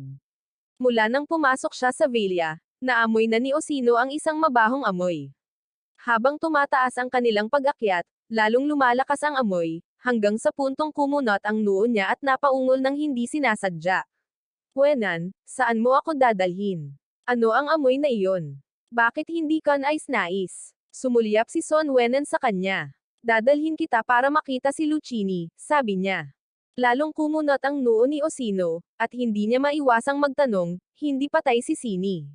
Ngunit hindi siya sinagot ni Son Wenan. Dinala niya ito sa ikalawang palapag. Nang hindi binubuksan ang ilaw, madilim ang lahat. Gayunpaman, tumingin si Son Wenan sa unahan. Kinapa niya lang ang daan pasulong sa dilim hanggang sa may dumampi sa kanyang binti, at huminto si Anak Wenan. Pagkatapos ay bumukas ang ilaw, at nakita niya si Lucini na nakatayo sa harap niya. Sa sumunod na sandali, halos masuka siya. Anak Wenan, baliw ka ba? Bakit mo ako dinala rito para makakita ng bangkay? Tinakpan niya ang kanyang bibig, nabubulunan, nagpupumilit na huwag mahimatay, ngunit ang lalaki, na parang baliw, ay niyakap siya ng mahigpit hanggang sa makita niya ako kung sino talaga ako. O kung hindi, nakalimutan mo na ikaw ang pumatay sa kanya. Ikaw ang umupa ng mga tao para pasukin at saksakin si Lucini hanggang sa mamatay, noong araw na bumalik ka sa probinsya. Nang inag ang mga mata ng lalaki, halos dumampi ang kanyang ilong sa akin, ngunit pagkatapos noon, buhay pa rin at maayos si Lucini. Oo, noong araw na iyon ay buhay pa rin at maayos si Lucini. Nagkaroon siya ng pagkakataong mabuhay. Lahat ng ito ay dahil sa iyo. Lahat ng ito ay dahil sa iyong kasamaan na dahilan kung bakit paulit-ulit ko siyang tinanggihan. Si anak Benyo ay natense sa isang sulyap. Binitawan nila ang mga kamay ng isa't isa. Muntik nang matamba si S sa ibabaw ko. Hindi na siya nakapagpigil pa at gumapang sa gilid. Nagsimula siyang samuka. Sinabi sa kanya ng babae ang totoo. Lumalabas na pagkatapos siyang mapatay, magkakaroon ako ng 5 araw. Kung masabi ko lang ang, mahal kita, kahit isang beses lang, maaari na akong mabuhay muli. Ngunit may patuloy na nakikialam. Habang sinasabi niya ang mga salitang ito, ang tingin ni Son Benyo ay napunta kay Sai, na nagpaparamdam sa kanya ng galit ng babae. Hindi napigilan ni Shinai ang panginginig. Sa wakas ay naintindihan niya kung bakit galit na galit si Son Benyo. Sinubukan niyang magpaliwanag. Ayoko rin sanang gawin ito, pero mahal kita.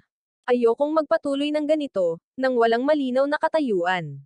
Gusto kong makasama ka ng hayagan. Lahat ng ginawa ko ay para sa ating kinabukasan. Alam kong ayaw mong hiwalayan si Losny.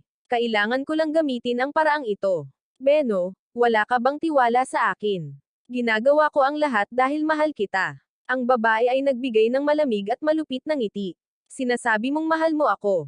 Mabilis na tumango si Sin. Isang kislap ng pag-asa ang sumilay sa kanyang mga mata. Mahal mo ako. Noong taon ng aking aksidente sa sasakyan, agad kang nag-abroad.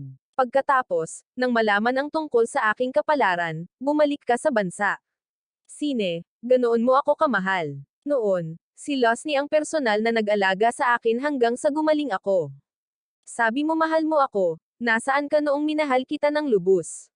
At kailangan kita. Tumama sa puso ni Sine ang mga tanong ng babae. Ang pag-asang lumitaw ay napawi. Hindi niya inaasahan na malalaman man lang ni Son Benyo ang tungkol sa oras na iyon.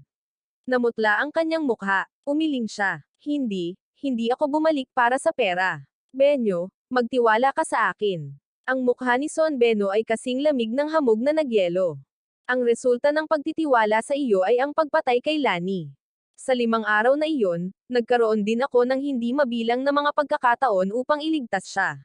Lahat dahil sa iyo. Dahil sa iyong mga pang-aasar at paninirang puri, hindi ko siya maaaring hayaang mabuhay ng hindi nagsasalita. Habang lumalaki ang galit sa mga mata ni Son Benyo, lalo siyang naglakas loob na ibigay ang puwersa sa kanyang mga kamay. Mahigpit niyang pinisil ang leeg ni S. Namuo ang galit sa mukha ng lalaki, hindi makapagsalita ng kahit isang salita para ipagtanggol ang sarili. Malalim na sumidhi ang takot sa kanyang kalooban. Ito ang unang pagkakataon na nakita niya si Son Benyo ng ganito, nang walang tigil. Tumulo ang luha sa mga mata ni S. Napasinghap siya, hinihingal, at mahinang bamulong, pasensya na, Benyo. Buong lakas na binibigkas ni S ang lahat ng salitang binitawan niya. Ngunit hindi binitawan ni Son Benyo. Malamig niya itong tinitigan habang naghihingalo, pinapanood ang unti-unting paghina ng kanyang hininga. Nang malapit na siyang mamatay, bigla siyang binitawan ni Son Benyo, dahilan para bumagsak ng mabigat si S sa lupa.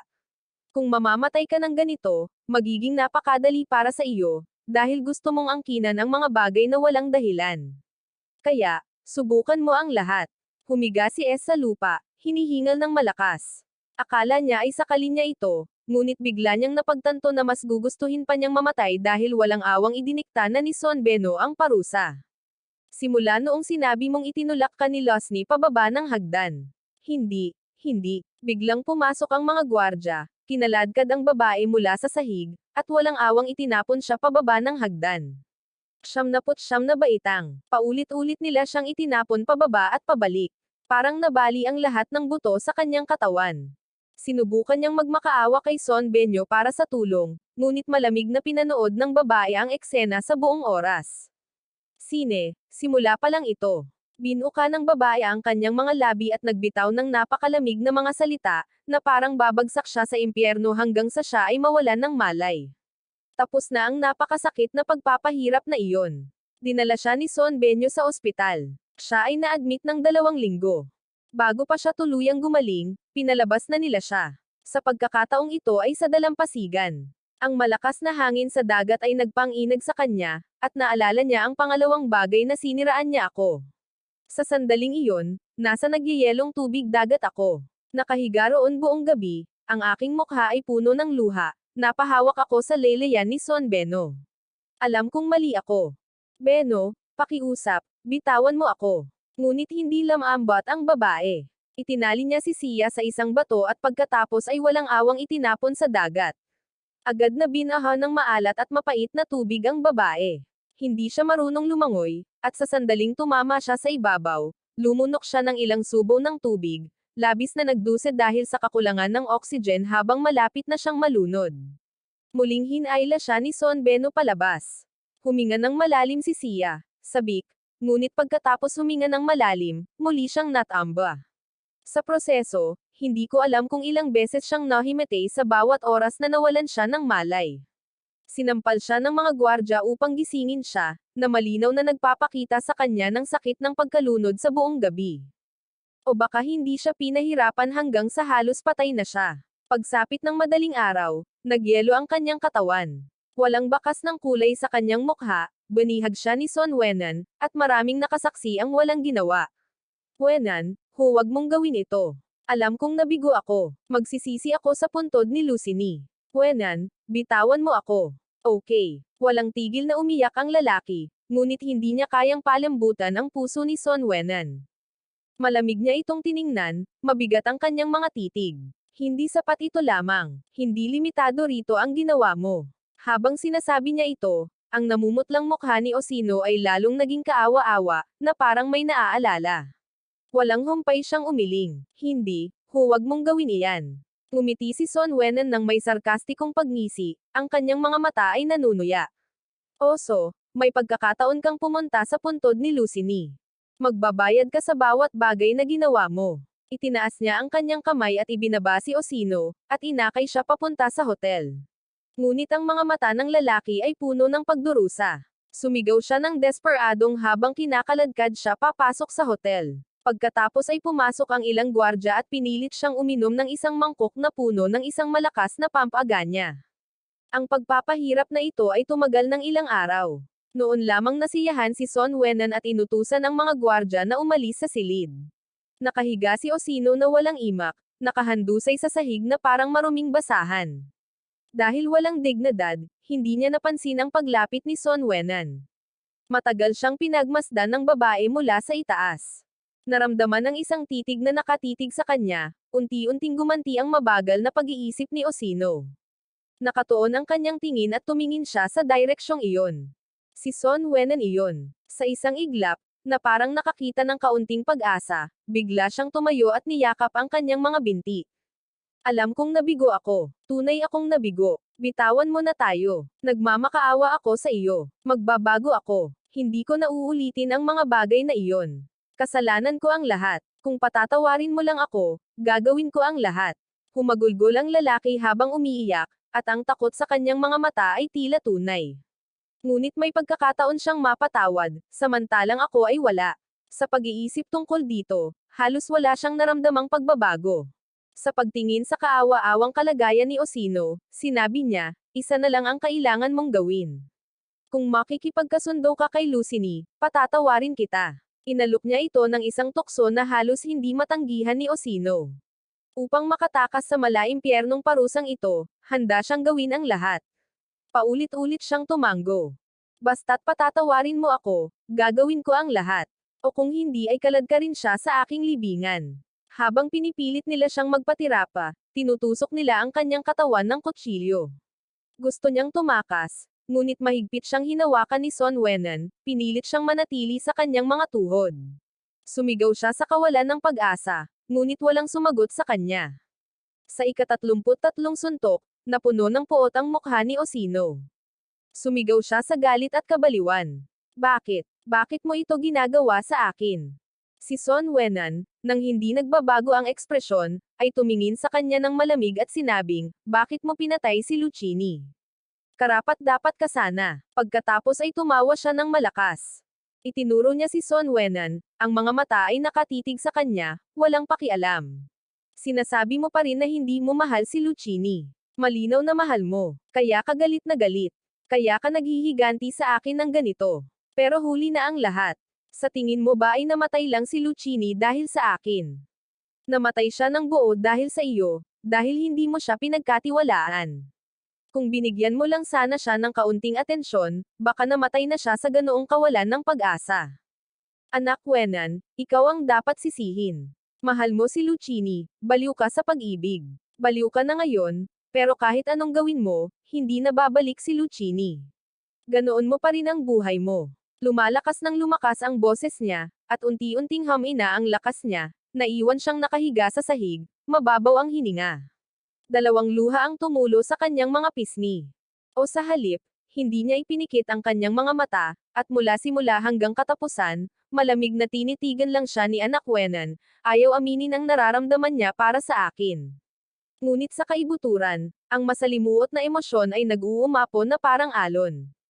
Hindi inabala ni Anak Wenan ang katawan ni Osino, iniwan niya ito sa labas at bumalik sa villa. Nilinis na ito ng mga gwardya, ibinabalik ito sa dating anyo, nang wala ang kakaiba at mabahong amoy. Ngunit sa tuwing papasok siya sa villa, pakiramdam ni Anak Wenan ay parang may lumilipad na insekto na nakapalibot sa kanya. Hindi niya ito pinansin, umakyat siya sa itaas at umupo sa sofa. Lucchini, dapat ay makontento ka na, di ba? O kung hindi, patay na siya. Sabi ko aalagaan kita habang buhay, kahit ano paman. Hindi pa kita mahal. Nagtagumpay na ako. Pinagbayaran ko siya. Sandaling tumigil siya, at sa harap ng bakanteng villa, ipinagpatuloy niya ang sinabi niya tungkol sa lola niya noon. Inimbestigahan ko na ang lahat. Sa lahat ng oras na ito ay mali ang aking paghuhusga sa iyo. Pasensya na, Lucchini. Ito ang unang pagkakataon na humingi siya ng tawad sa akin. Ang dami na naming pinag-awayan noon. Dati ay puro galit lang ang nararamdaman namin sa isa't isa. Ngayon na nawalan na ako ng kinamumuhian at nakipaghiwalay na rin ako kay Sai. Biglang nakaramdam ng kawalan si Son Wenan.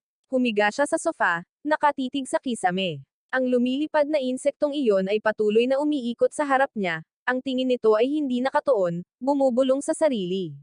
Kapag plano mong bumalik, ako ang namamahala sa kumpanya ng pamilya mo para sa iyo. Pagbalik mo, babayaran mo ako ng may tubo. Lucchini, hindi ba't lagi kang tumatangging yumuko sa akin? Tapos ngayon ayaw mo nang makipagtalo sa akin. Siyempre, patay ka na. Ngayon, hindi mo man lang nagawang banggain ang kotse ko. May ngiti sa mga labi niya. Pagkatapos ay padabog siyang lumabas. Sa sandaling iyon, dumating si Son Wenan sa isang pribadong silid sa isang bar. Umorder siya ng 18 lalaking modelo ng sabay-sabay. Lasing siyang bumagsak sa mga bisig ng isang lalaki na may hindi mabilang na bote ng alak sa kanyang paanan. Nang marinig ng kanyang mga kaibigan ang balita, nagmadali silang pumasok at itinulak ang pinto. Nang makita ang eksena, hindi nila maiwasang magulat. Gaya ng inaasahan kay Sister Jean, pumunta siya para magsaya pagkatapos ng negosyo. Palagi kong sinasabi na walang kwenta si Lucchini. Paano siya mamahalin ni Sister Jean? Bukas ay pupunta tayo sa ibang lugar, Sister Jean. Kakabukas lang nila ng bago. Sabi nila, magaganda raw ang mga gwapo roon. Komportable silang umupo at nagsimulang mag-usap. Hindi nagsalita si Son Wenan, ngunit may bahagyang ngiti sa kanyang mga labi at malayong tingin sa kanyang mga mata. Kung may marinig si Lucchini na ganito, kailangan kong bumili ng ibang kotse. Tumawa ang ilang kaibigan. Ginugol ni Son Wenan ang araw kasama ang mga lalaking modelo kanina, at pinuntahan ko at binangga ang kanyang kotse. Palaging biro iyon sa aming grupo. Walang nag-akala na ang lalaking iyon ay may ganitong kagalit, at palagi siyang magkaaway ni Son Wenan. Dahil kinumpirma ang kanilang reputasyon bilang mga sinumpaang magkaaway, nag-usap pa sila ng ilang sandali, ngunit hindi sumagot si Son Wenan. Nagpatuloy lang siya sa pag-inom ng tahimik, nakayuko ang ulo. Biglang tumunog ang kanyang telepono. Pinaikit niya ang kanyang mga mata at naiinip na kinagat ang kanyang dila. Malamang si Lucchini iyon. Dahil hindi pa ako bumabalik, nagsisimula na siyang mataranta. Huwag mo na siyang pansinin. Ituloy na natin. Pagkasabi niya nito, tumahimik ang buong lugar. Tanging ang doorbell lamang ang patuloy na tumutunog ng walang tigil. Sa wakas ay sumagot si Son Wenan, na halos hindi makapagpigil. Tinawag niya ang kabilang linya. Lucchini, ano ang kailangan mo? Buong gabi kang tumatawag. Babalik ako maya-maya. Sige. Pagkatapos noon, ibinaba niya ang telepono at malakas na ibinaba ang telepono, ngunit nanatiling tahimik ang silid. Maya-maya, may nagsalita sa mahinang boses, na parang may naaalala. Sister Yin, patay na si Lucchini. Wala nang kumokontrol sa iyo. Ang mga salitang iyon, kahit banayad, ay nagpatigil kay Son Wenan. Oo, patay na si Lucchini. Paano ko nakalimutan? Palagi niyang iniisip na patay na ang taong kinamumuhian niya, na wala nang mag-aabala sa kanya, na walang magtatanong sa kanya ng paulit-ulit kung mahal niya talaga siya, o na walang tatayo sa harap niya ng may galit at pagmamahal sa kanilang mga mata na imposibleng may tago. Nangilid ang mga luha ni Sonan. Ngumiti siya ng mapatla. Masyado siyang masaya. Nakalimutan ko. Ituloy natin ang pag-inom ngayong gabi, responsibilidad ko. Nang marinig ito, muling nabuhay ang kapaligiran, ngunit hindi na makayanan ng kanyang puso. Bawat isa sa kanyang mga nakaraang kilos ay walang katapusang nagbabalik tanaw sa kanyang isipan, na parang may nawawalang bahagi ng kanyang dibdib, isang patuloy na kirot. Uminom siya ng walang kontrol, umaasang mapupunan ng alak ang kakulangan. Anak Jenin, sabi niya, ngunit tila habang dumarami ang kanyang iniinom, lalong lumilinaw ang kanyang pakiramdam, na parang lumitaw sa harap niya ang anino na iyon. Sa galit na mukha mo, gusto mo bang mamatay? Palagi kang umiinom ng marami. Bakit hindi ka mamatay sa bar? Ang tapang mo na, at ang lakas ng loob mong magpadala sa akin ng mga mensahe. Umuwi ka na, anak Wenan. Baliw ka na ba? Paano mo ako nagawang ikulong sa freezer? Alam mo ba, muntik na akong mamatay. Dapat ka ring mamatay. Kapag maganda ang mood ko, pupuntahan kita at kukunin kita. Ang mga eksena mula sa nakaraan ay walang katapusang naulit, at isang ngiti ang dumampi sa kanyang mga labi. Sister Jean, nakakatawa rin ba ang sinabi natin? Ilang kaibigan, nang makita ang kanyang ngiti, ay sa wakas ay naniwala na narinig niya ang kanilang pag-uusap. Sinuyo nila siya at Commandant. Ano, tungkol kay Lucini, kahit na lagi mo siyang kaaway, napakaganda niya, kapwa sa ugali at hitsura. Akala pa nga naming mga kaibigan, pagkatapos ninyong maghiwalay, mapapamahal na namin siya. Talagang interesante si Lucini, sayang at patay na siya. Nagtawanan sila at nagsagutan, at agad na nagbago ang mukha ni Son Wenan. Mahigpit niyang hinawakan ang bote ng alak kaya nabasag ito.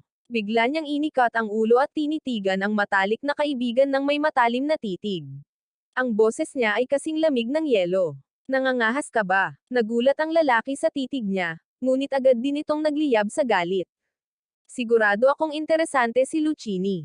Pinatigas niya ang kanyang leeg at sumagot, ano, hindi ako mangangahas. Hindi mo siya kinamumuhian. Kapag iniwan kita, hindi maganda para sa akin na makasama siya. Sa ganoong lakas ng loob, ulitin mo. Biglang tumayo si Son Wenan. Marahas na itinapon sa lupa ang bote ng alak na hawak niya. Nagkalat ang mga piraso ng salamin, at ang kanyang mga mata ay puno ng galit na hindi pa nakikita noon. Parang tinamaan ng nerbiyos, ang taong iyon ay nagalit din, sumugod at hinawakan ang kwelyo ni Son Wenan. May nasabi akong mali, hindi naman sa hindi mo siya mahal, ngayon ay nagpapanggap ka ng tanga. Agad na nasangkot ang dalawa sa isang away. Ang lugar ay napuno ng ganap na kaguluhan. Ang iba ay nagmadali upang paghiwalayin sila. Habang sila ay naghihiwalay, sumigaw sila, aha, pareho kayong matalik na magkaibigan ng mahigit 20 taon. Nag-aaway kayo dahil sa isang lalaki, ano ang saysay? Isa pa, ang lalaking iyon ay si Lucini. Patay na siya ngayon. Kahit ano pa ang sabihin mo, hindi ka na niya maririnig. Sister Yin, bakit mo ito tinatrato ng personal? Mahigpit na hinawakan ni Son Wenan ang ulo ng ilang tao, ang kanyang dibdib ay kumakabog ng malakas. Gayunpaman, ang kanyang tingin ay nanatiling nakatutok sa matalik na kaibigang iyon. Sa lahat ng mga araw na ito, mayroon pa ring buhol sa kanyang puso. Maging ito man ay pagpapahirap kay Siandos sa kahalayan, lahat ay nakakainis sa kanya. Ngayon, nang marinig ang mga salitang iyon, hindi na niya mapigilan ang sarili. Namumula ang kanyang mga mata, sumigaw siya ng hindi mapigilan. Anong karapatan mong isipin iyon? Hindi ko kailanman hihiwalayan si Lucini, kahit patay na siya, akin pa rin siya. Hindi rin sumuko ang kabilang panig.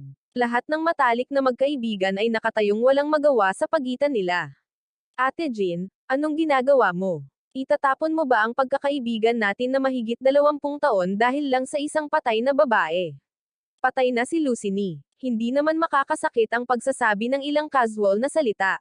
Iyon ang loika. Sinasabi rin ito ni Son Wenan sa sarili, pero sa tuwing naaalala niya ang mga malalaswang salitang iyon, hindi niya mapigilan ang kanyang galit. Anong karapatan nila na pag-usapan siya ng ganyan? Lalaki ko si Lucchini. Paano kung patay na siya? Kahit sa kamatayan, akin pa rin siya. Ikinuyom niya ang kanyang mga braso. Hindi nalalayo ang isa pa, na pinipigilan din. Ngumiti siya ng sarkastiko. Hindi mo ba nakikita, Direktor Son? Matagal na siyang umibig kay Lucchini. Nagkatinginan ang lahat. Ang epekto ng mga salitang iyon ay mas malakas kaysa sa dalawang magkaibigang nag-aaway dahil sa isang lalaki, lalo na't ang taong iyon ay palaging sinumpa ang kaaway ni Son Wenan. May sumimangot at nagsabing, hindi pwede yan, di ba? Paano naman mai-inlove si Sister Yin kay Lucini? Anong ibig mong sabihin, di ba? Tingnan mo siya ngayon. Kung hindi siya umiibig sa kanya, bakit siya magagalit ng ganito? Hindi lang niya pinatay si Sine, kundi hindi niya rin matiis na makarinig ng kahit ilang salita. Natahimik ang lahat pagkatapos mamatay si Lucini. Akala nilang lahat ay itutuloy ni Son Wenan si Sai. Hindi nila akalain na pahihirapan niya ito ng isang buwan at tuluyang papatayin sa harap ng aking puntod.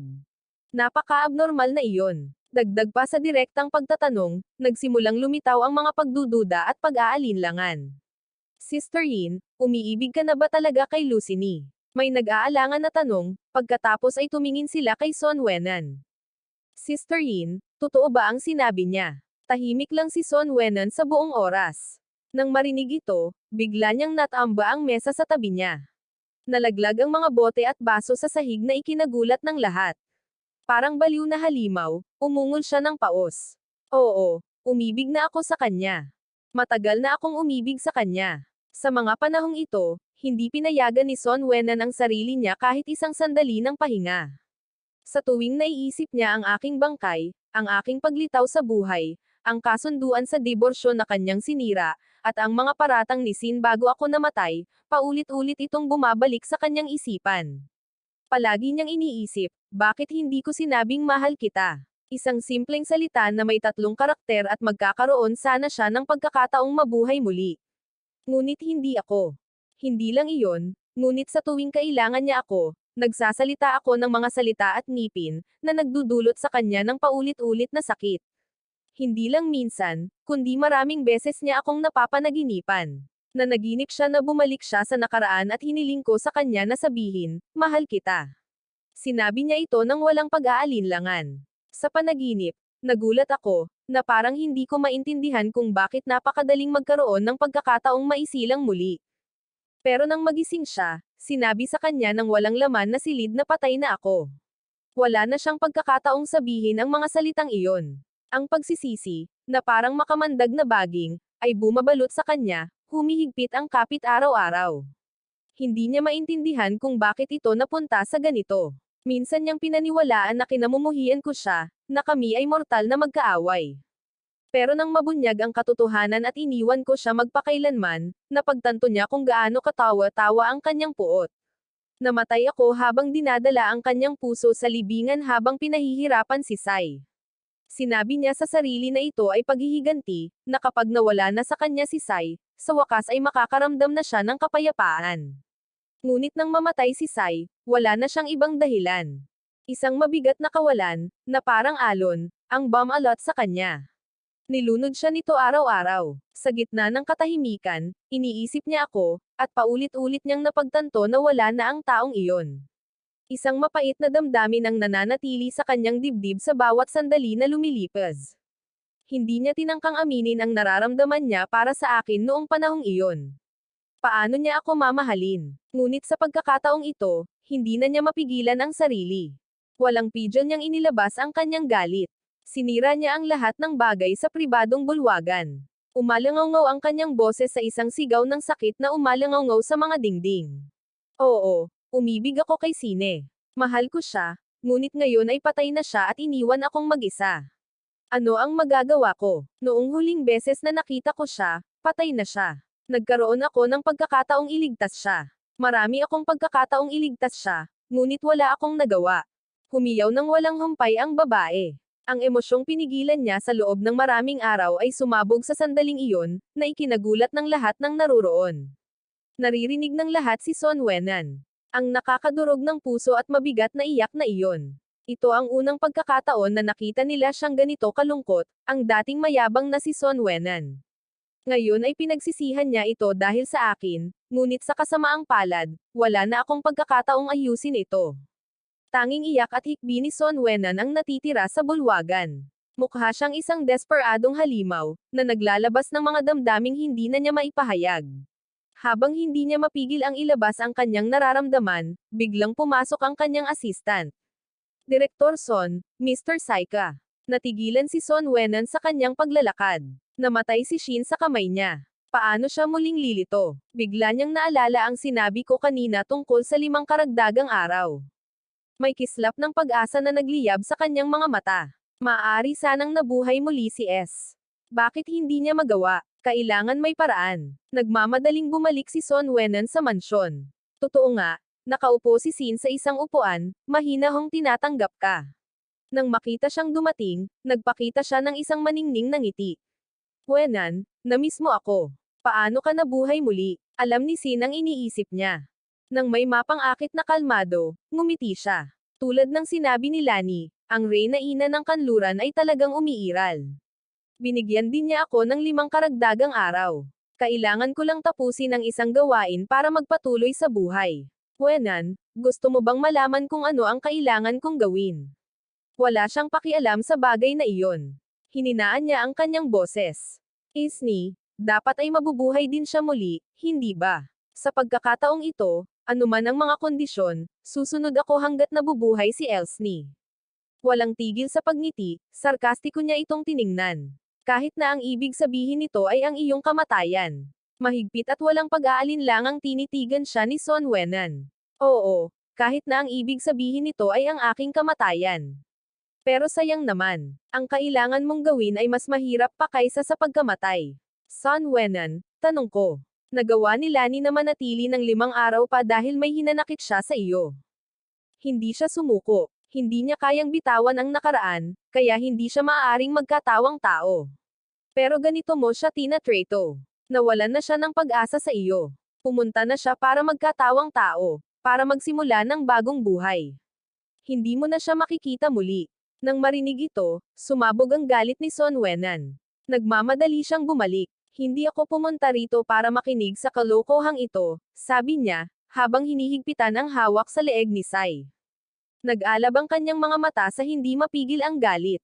Dahil puro walang kwentang bagay lang ang sinasabi mo, ayos lang sa akin na patayin ka ulit. Ang lalaki, nasawang-sawa na sa labis na pagdurusa, dahil minsan na siyang namatay, ay hindi na natatakot sa kanya. Napabuntong hininga siya at nagpakawala ng walang pakundangang tawa. Patayin mo ako, at hindi mo na malalaman kung paano mo makikita muli si Nipanto. Ang pagbanggit pa lang sa pangalan ni Snai, gaano man kagalit si Son Wenan, ay wala na siyang ibang nagawa kundi palayain siya. Ang matagumpay na lalaki ay nagpakita ng halatang pangungot siya sa kanyang mukha. Kailangan mo lang akong mahalin, hayaan mo akong magpatuloy na mabuhay. Kaya, sa 5 araw, mahahanap ko ang reyna ina ng kanluran, at sasabihin niya sa iyo kung nasaan siya. Anak Wenan, iyan ang dapat mong gawin. Naikuyom ng babae ang kanyang mga kamao. Imposibleng mahalin si Sai para sa kanya. Alam na niya ang intensyon ng lalaking iyon. Hindi na niya ito kayang mahalin muli. Hindi siya umimik. Nagpatuloy si Sai, na parang natagpuan na niya ang kahinaan ni Anak Wenan. Kahit na hindi mo ako mahal, kahit na nagkukunwari ka lang, dapat mong magpanggap na mahal mo ako. Kung nabubuhay lang ako saka ka magkakaroon ng pagkakataon. Hindi mo naman sinabi na may magagawa ka para kay Anak Wenan, di ba? Kung hindi mo ito matutupad, aalis na ako. Dahil doon, tumalikod na siya para umalis, at si Anak Wenan, na nagngangalit ang mga ngipin, ay hinawakan ang kanyang palso. Alam ng lalaki na ang mga salita nito ay nagpatawa sa kanya ng mapait habang nag-iisip siya ng may sama ng loob at mali siya. Patay na si Lucchini, at walang katapusang naaalala pa rin siya ni Anak Wenan. Pinigilan ang boses ng babae. Mahigpit niyang pinisil ang palso nito, na parang gusto niyang baliin ang mga butong iyon. Pinigilan ni Sin ang kanyang pagkasuklam at binigkas ang matagal nang nakalimutang pangalan, agad na nakaramdam ng matinding paninikip sa kanyang dibdib. Ngunit nang makita ako, tiniis ni Son Ben-ayon ang pagkailang. Masayang inikat ni Sine ang kanyang ulo, inikat ang mga balikat ng babae, at inihiga ang kanyang ulo sa mga ito. Wenan, ang ganda, sa wakas ay magkasama na tayo. Hindi ko alam kung sinasadya ba ito o hindi. Naaalala ko na halos ibaon ni Son Ben Ayon ang kanyang mga kuko sa kanyang palad. Tinitigan niya ako. Si Lucen Ian lang ang mahal ko. Ang 5 araw na ito ay para lamang sa kanya. Ngumiti si Sai at tumango.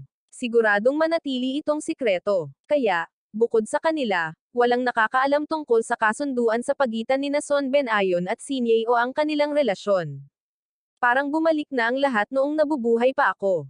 Ipinakita nila ang kanilang pagmamahal sa lahat ng dako. Nagkikita sila. Kinuha na nila ng mga litrato ang bawat pagbabago. Nilagyan ito ni Sin ng caption na, ang taong nasa tabi mo ay palaging ikaw. Ipinadala ito ni Son Ben Ayon ng may malaking palakpakan. Ang kahulugan ay nagdulot ng haka-haka at kaguluhan sa internet, ngunit sa pagkakataong ito, sa halip na inggit para sa kanilang relasyon, nalito ang mga tao. Kung tama ang pagkakatanda ko, hindi pa nga namatay ang asawa ni Son Benan at kasama na niya si Sai. Ano ang alam mo? Sina Son Benan at Lucen Ian ay palaging nasa kasal ng kaganhawahan, walang anumang pag-ibig, at sila ay magkaribal. Ngayong patay na si Lucen Ian, sa wakas ay mahahanap na ni Son Benan ang kanyang tunay na pag-ibig. Ngunit si Lucen Ian ang kanyang legal na asawa. Hindi pa nga lumalamig ang bangkay, at naghahanap na siya ng bagong pag-ibig. Hindi ito tama. Walang humpay ang mga pagtatalo online. Maging ang malalapit na kaibigan ni Son Benan ay nalito sa kanyang inasal. Ilang araw pa lamang ang nakalipas, nagpakita na siya ng matinding pagmamahal kay Lucen Ian, na para bang ang pagkawala nito ay magdudulot ng kanyang matinding paghihirap. Ngunit sa sandaling lumitaw ito, agad niyang nakalimutan si Lucen Ian. Hindi man lang siya nagkunwari sa loob ng 3 araw. Nagsimula silang magkaroon ng mga pagdududa. Tunay na mahal ni Son Benan si Lucen Ian. Niyaya siya ng kanyang mga kaibigan na lumabas, ngunit hindi inaasahang sumama rin siya. Oo, hindi nararapat na magdala ng oo dito, hindi ba? Sabi ng isang tao na may nag-aalalang ekspresyon. Ngumiti si Sin nang walang pakialam, inilagay ang kanyang braso sa balikat ni Son Benan. May hindi ba ako naririnig? Hindi ba't lagi akong kasama ni Wenan? Huwag mo akong tretuhin na parang estranghero. Tumango si Son Benan, kinukumpirma ang kanyang mga salita. Si Sin ang aking minamahal. Hindi mo kailangang itago iyon. Nang makitang sinabi niya iyon, hindi na tumutol ang iba. Isa sa kanila ang naglakas loob at nagtanong, Jinji, gusto lang naming malaman kung sino ang tunay mong mahal. Ilang araw na ang nakalipas, sinabi mong mahal mo si Lucen Ian, na pinagsisihan mo ang pag-iwan sa kanya. Nakita naming lahat, pero sa loob lang ng 2 araw, kasama mo na ulit si Sai. Sino ang mahal mo? Kung mahal mo pa rin si Lucen Ian, wala kaming tutol. Pero kung si Sai iyon, kumunot ang noo nang nagsalita. Alam ng lahat sa silid na kung ganoon nga, mahirap tanggapin ang saloobin ni Son Benan. Lahat ng mata ay napunta kay Son Benan. Ngumiti si Sai at mahigpit na pinisil ang kanyang kamay. Nakaramdam ng pait si Son Benan sa kanyang puso. Hindi niya mahal si Sai. Bawat segundong kasama niya ay pinupuno siya ng pandidiri at pagkasuklam, ngunit para makita ako, kailangan niyang tiisin ang 5 araw na ito. Kinalma niya ang sarili at hinarap ang naghihintay na tingin ng kanyang mga kaibigan. Ilang araw na ang nakalipas, puro guilt lang ang nararamdaman ko kay Lucen Ian. Ngayon alam ko na, ang taong matagal ko nang minamahal ay si Sai. Hindi iyon. Magbabago rin ito. Kung may mamumuhi sa akin dahil dyan, wala akong pakialam kung gusto nilang umalis, hindi ko sila pipigilan. Sapat na iyon para sa akin. Nagulat ang iba. Hindi nila inaasahan na sasabihin iyon ni Son Benan. Una, 1 o 2 ang umalis, na dismayado, pagkatapos ay umalis ang iba sa silid. Mas maging ang matalik niyang kaibigan, ang lumaki kasama niya mula pagkabata, ay tinapik din siya sa balikat. Naaawa talaga ako kay Lucen Ian, pero hindi ko dapat sabihin ito. Matagal na tayong magkakilala, sana lang ay hindi mo ito pagsisihan sa hinaharap.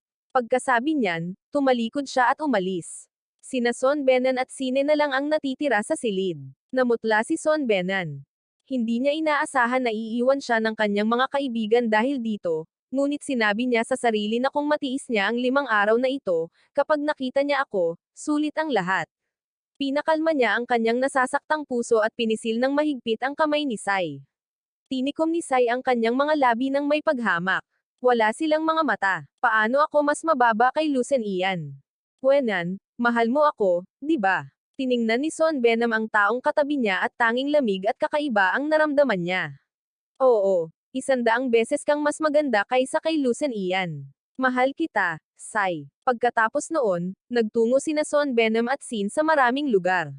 Bumili si Son Venom ng maraming mahahalagang hiyas para ibigay kay Sai. Araw-araw, napuno ng kanilang pagpapakita ng pagmamahal ang social media. Sa una, maraming tinig ng pagdududa at pagtutol online, ngunit sa loob ng ilang araw, nagbago ang opinyon ng publiko. Maraming tao ang nagsimulang pumuri sa kanila bilang isang perpektong magkasintahan at sinabi pang ang nagbigay ako ng lugar para kay Sai. Nang makita ang mga komentong ito, nakaramdam si Son Venom ng buhol sa kanyang puso. Gusto niya talagang magsalita para ipagtanggol ako, ngunit dahil sa pakikitungo ko kay Sin, kinailangan niyang lunukan ang mga salitang iyon. Nang gabing iyon, gusto ni Sai na yakapin si Son Wenan. 5 araw na lang ang natitira. Hindi mo ba ako pwedeng hayaang hawakan ka kahit sandali lang? Wenan, bakit ka naman nanlalamig? Mariin siyang itinulak ni Son Wenan, na nagyayelo ang mukha. Wala ako sa mood ngayon. Siguro sa ibang araw na lang. Hindi siya pinansin ni Sai, at muling idiniin ang sarili sa kanya. 5 araw lang ito. Huwag kang masyadong maging walang puso. Malakas siyang itinulak ni Son Wenan, na mas lalong nanlamig ang mukha. Nawalan ng balanse si Sai at tuluyang bumagsak sa lupa. Patawa lang ang 5 araw na ito. Sai, huwag kang masyadong lumayo. Si Lucini lang ang mahal ko. Hindi kita hahayaang hawakan mo ako. Malamig na ngumiti si Son Wenan. Mukhang mabait ka, pero hindi ka naman ganito dati. Kung hindi mo magawa ang dapat mong gawin, kalimutan mo na ang pakikipagkita kay Lucini. Nakaramdam si Son Wenan ng matinding kirot sa puso niya. Matagal na niya akong gustong makita, kahit sandali lang, kahit hindi ko siya patawarin. Para lang makita ako, handa siyang magbayad ng kahit anong halaga. Gaya ng ipinangako, binuhat niya si Silo at hinayaan itong yakapin. Masayang ngumiti si Silo, ipinulupot ang mga braso sa leeg niya, ngunit pakiramdam ni Son Wenan ay parang binibihag siya ng mga kamay na parang hola. Paulit-ulit niyang sinasabi sa sarili, para lang itong magpanggap na malapit sa isang taong kinasusuklaman niya. Sa buong proseso, naisip niya ako sa pinaka hindi inaasahang sandali. Kinagat niya ang kanyang labi, tiniis ang sakit sa loob. Hindi sila tumigil hanggang madaling araw. Kinabukasan, sa sentro ng lungsod, nakatulog sila ng kontento, nagsasaya sa isang hapunan na may ilaw ng kandila sa pinakamahal na restoran. Sa ikatlong araw, si Son Wenan, na nalilibang, ay hiniwa ang steak sa maliliit na piraso at ipinakain kay Silo. Kumain si Silo ng may mukha na puno ng kaligayahan. Sa ika-4 na araw, bigla na lang nagkunwaring nahulog si Silo sa tubig, kahit ayaw ni Son Wenan. Sinunod niya ang plano, tumalon siya ng walang pag-aalinlangan at sinagip ito. Walang malay si Silo. Walang ibang nagawa si Son Wenan kundi bigyan siya ng mouth-to-mouth resuscitation. Pagkalipas ng kalahating oras, nagawa niya itong buhayin muli. Ang eksenang ito ay naitala ng isang dumaan at in-upload sa internet. Lahat ay naantig sa kanyang tunay na pag-ibig, ngunit walang nakaalala na si Son Wenan ay si Son Wenan. Dati siyang may asawang nagngangalang Lucini. Ang lalaking iyon na labis na nagmamahal sa kanya ay naglaho na sa limot. Ang puso ni Son Wenan ay napuno ng takot. Ayaw niyang tuluyang mawala si Lucini sa kanyang buhay, ngunit hindi niya mapigilan ang alinman sa mga ito na mangyari. Ang tanging napanatag niya ay ang pagsasabi na kapag natupad na ang kasunduan kay Sai, maaari na siyang makita nito. Kalaunan, iminungkahi ni Shinai na gusto niya ang mga shares ng kumpanya ni Son Wenan. Hindi nag-atubili si Son Wenan, direkta niya itong ibinigay sa kanya ng 51% ng mga shares, kaya si Shinai ang naging majority shareholder ng pamilyang Son. Ang aksyong ito ay ikinabahala ng mga matatanda ng pamilyang Son, na ipinatawag siya ng gabing iyon para sa pagtatanong. Si Son Wenan, na walang pakialam, ay sumagot, dahil mahal ko siya. Galit na galit ang patriarka ng pamilyang Son, at binato siya ng kanyang tungkod. Kasinungalingan iyan. Ang lola mo ang nagayos para makilala mo si Lucini, na napakabuting tao. At ganito ka pala gumanti sa lola mo. Ang lakas ng loob mong bisitahin ang puntod niya. Nanatiling tahimik ang anak na si Wenan. Alam niyang wala siyang lakas ng loob na harapin ang lola niya o ang pamilya ko, pero ito lang ang pagkakataon niya para makita ako. Gamit ang paos na boses, inulit niya ulit, mahal ko si Sai. Handa kong ibigay ang lahat para sa kanya. Nang araw na iyon, pinarusahan si Son Wenan ng pamilya ng 79 na hampas na nagdulot ng mga sugat sa kanyang katawan. Ngunit tiniis pa rin niya ang sakit at bumalik sa kanyang villa. Puno ng pananabik, tiningnan niya si Sai at sinabing, Sai, ikalimang araw na ngayon. Nag-aalmusal si Sai at, nang makita si Son Wenan na puno ng mga sugat, nagkunwaring nagulat at nabahala. Wenan, paano ka nagkaganito? Tanong niya, lumapit ng may pagkukunwaring pag-aalala upang tulungan siyang bumangon, ngunit sa kanyang tingin ay walang bakas ng tunay na sakit, pinagmamasdan lamang niya ang mga nakakatakot na sugat sa kanyang katawan ng may panloob na kasiyahan. Ang patriarka ng pamilyang Son ay naging malupit, bawat hampas ay pamunit sa balat ni Son Wenan. Sa sandaling iyon, halos wala na siyang natitirang hininga. Ngunit ang tanging nasa isip niya ay, ikalimang araw na ngayon. Kailangan ko lang tapusin ang huling gawain, at makikita ko na ang aking sarili. Tiniis ni Son Wenan ang sakit, at pinilit ngumiti at nagtanong, ano ang gagawin natin ngayon? Nagulat si Sinway. Hindi niya inaasahan na si Son Wenan ay iniisip pa rin siya, habang nakikita ang nag-aabang nitong titig. Malupit na nagsalita si Sin. Anak Wenan, pakasalan mo ako. Patay na si Lucchini. Kahit mamatay ka pa, walang kwenta ang kasunduan sa diborsyo.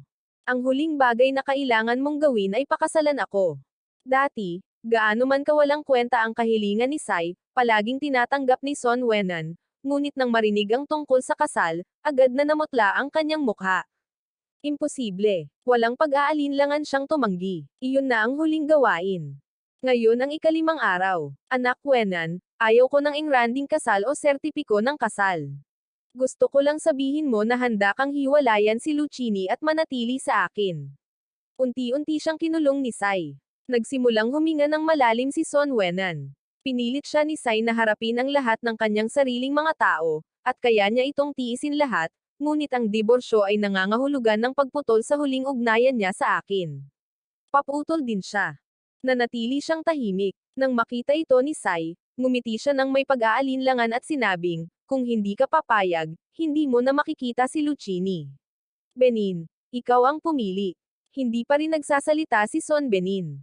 Lumipas ang oras. Habang papalapit ang pagtatapos ng ikalimang araw, dahan-daang naglakad si Son Benin papunta kay Sai. Tinatanggap ko ang mga kondisyon mo, malamig niyang sabi. Ngunit nakita niya ang sakit at paghihirap sa loob nito. Kasabay ng isang nasisiyahan ng ngiti, hinalikan niya ang pisngi nito. Pagkatapos ay pumasok siya sa silid at inilabas ang isang maingat na inihandang damit pangkasal. Maganda ang damit, ngunit sa mga mata ni Son Benin, ito ay labis na nasaktan. Pinilit niya ang sarili na huwag masyadong mag-isip at nahihirapang sinabi, kusang loob kong dinidiborsyo si Lucchini. Ang taong tatawagan ko ay si Sine. Matapos sabihin ang mga salitang ito, tila tuluyan ng napagod si Son Benin. Pakiramdam niya ay labis siyang napagod. Masayang niyakap siya ni Sine, nakangiting mapagkunwari habang umaagos ang mga luha sa kanyang mukha. Sa wakas ay pinakasalan na kita, Benin. Alam mo ba kung gaano ako katagal naghintay para sa araw na ito? Masaya tayo nitong nakaraang 5 araw. Mula ngayon, lagi na tayong magkasama. Okay, Benin, mahal kita. Mahal mo ba ako? Gustong yakapin ni Son Benin ang taong nasa kanyang mga bisig para maalala, ngunit nanatili ang mga salita sa kanyang mga labi, at bigla siyang bumalik sa realidad. Ang kanyang mukha ay puno ng takot at galit. Hindi ba ikaw ang mahal ko? Ang mahal ko ay si Lucchini. Sai, natupad ko na ang lahat ng iyong mga hinihingi. Nasaan si Lucchini? Bumagsak si Sai sa lupa, nakakaramdam ng matinding sakit sa buong katawan. Ang kanyang puso ay puno ng hinanakit. Malapit na siyang magtagumpay dahil hindi pa rin makalimutan ni Son Benin si Lucchini. Napasigaw siya ng hindi mapigilan. Sabi mo mahal mo ako. Nanalo ako. Ang mahal mo ay ako. Nakalimutan mo na bago mo pakasalan si Lucchini, mahal na natin ang isa't isa. Ngayon ay bumabalik na tayo sa tamang lugar. Nang makitang lalong nagugulo ang loob ni Sai, nagsimulang kumalma ang puso ni Son Benin. Matigas niyang sagot, si Lucchini lang ang mahal ko. Nagkamali ako noon. Nakonsensya ako sayo. Pero hindi yan pag-ibig. Sine. Huwag tayong madamay dito. Gusto ko lang makita si Lucchini ng isa pang beses. Sinabi ko na sayo, Ang nakalipas na 5 araw ay para sa kanya. Hindi kita mahal. Alam niyang nawalan na siya ng pagkakataon. Matagal na niyang pinlano ang lahat ng maingat, ngunit nabigo pa rin siya. Nagsinungaling siya kay Anak Benin. Muling nagkatawang tao na si Lucchini. Imposibleng muling lumitaw ang batang ito, ngunit ayaw niyang sumuko. Gusto rin niyang maranasan ni Anak Benin ang kawalan ng pag-asa. Tumawa siya ng may histerya. Anak Benin, tumigil ka na sa pangangarap. Hindi na makakabalik si Lucchini. Gawa-gawa ko lang ang lahat ng yan. Sa tingin mo ba may pagkakataon ka pa para makabawi? Imposible. Ikaw ang nanakit sa kanya. Ikaw ang hindi nagligtas sa kanya. Hindi mo na siya makikita muli sa buong buhay mo. Ngayon, higit sa lahat, hiniwalayan mo na siya, isinuko mo na ang lahat para sa kanya, ngunit si Lucchini ay hindi na babalik sa iyong tabi. Nang marinig ang mga salitang ito, nag-alab sa galit ang mga mata ni Son Benin. Hindi siya makapaniwala. Ang lahat ng kanyang pagsisikap sa nakalipas na 5 araw ay isang panlilin lang. Mamatay ka. Ungol niya, gustong sakalin si Zin. Handa na si Shinai. Bumunot siya ng kutsilyo at itinusok ito ng malalim sa katawan ni Son Benin. Ang paghihirap ng napakaraming araw, ang kawalan ng pag-asa ng nakalipas na 5 araw, at ang pagbagsak ng sandaling iyon ay lubos na nagpabaliw kay Sine. Walang humpay siyang sumaksak, sumisigaw, Anak Benin, sabay tayong mamatay. Si Son Benin, na puno na ng mga sugat, ay walang maitutulong. Natamba na lamang siya sa nyebe. Sa mga huling sandali ng kanyang buhay, tila nakita niya akong muli. Narinig ng kanyang tainga ang aking boses. Kailangan mo lang sabihin, mahal kita, sapat na iyon. Gusto niya sanang abutin ako para sagutin, para sabihin sa akin na tunay niya akong mahal, ngunit tumaas ang dugo sa kanyang lalamunan, pinipigilan siya, mula sa pagbigkas ng isang salita. Noon lamang niya lubos na naunawaan na kami ay naligaw na. Wala nang pagbabalik. Pinaikit ni Son Benin ang kanyang mga mata at ang mga luha ng sakit ay damaloy sa kanyang mukha. Si Sai, matapos tumigil sa pagsaksak, ay sabay na tumawa at umiyak. Alam niya na siya rin ay tiyak na mamamatay. Kinamumuhian niya si Son Benin at kinamumuhian din niya ako. Sa 5 araw na ito ay marami siyang natamo, ngunit hindi siya nagkaroon ng pagkakataong mabuhay. Unti-unti ay nagsimulang maglaho ang kanyang figure. Naniniwala siya na ang pagpatay sa akin ay bubuo ng pag-ibig ng kanyang anak na si Benin, ngunit sa huli ay hindi niya matatakasan ang mga pangungutya ng tadhana. Nanatili ito magpakailanman sa ika-5 araw na iyon. Lahat ng pag-ibig, puot, panghihinayang, pag-asa, at kawalan ng pag-asa ay nawala sa gabi ng ika-5 araw.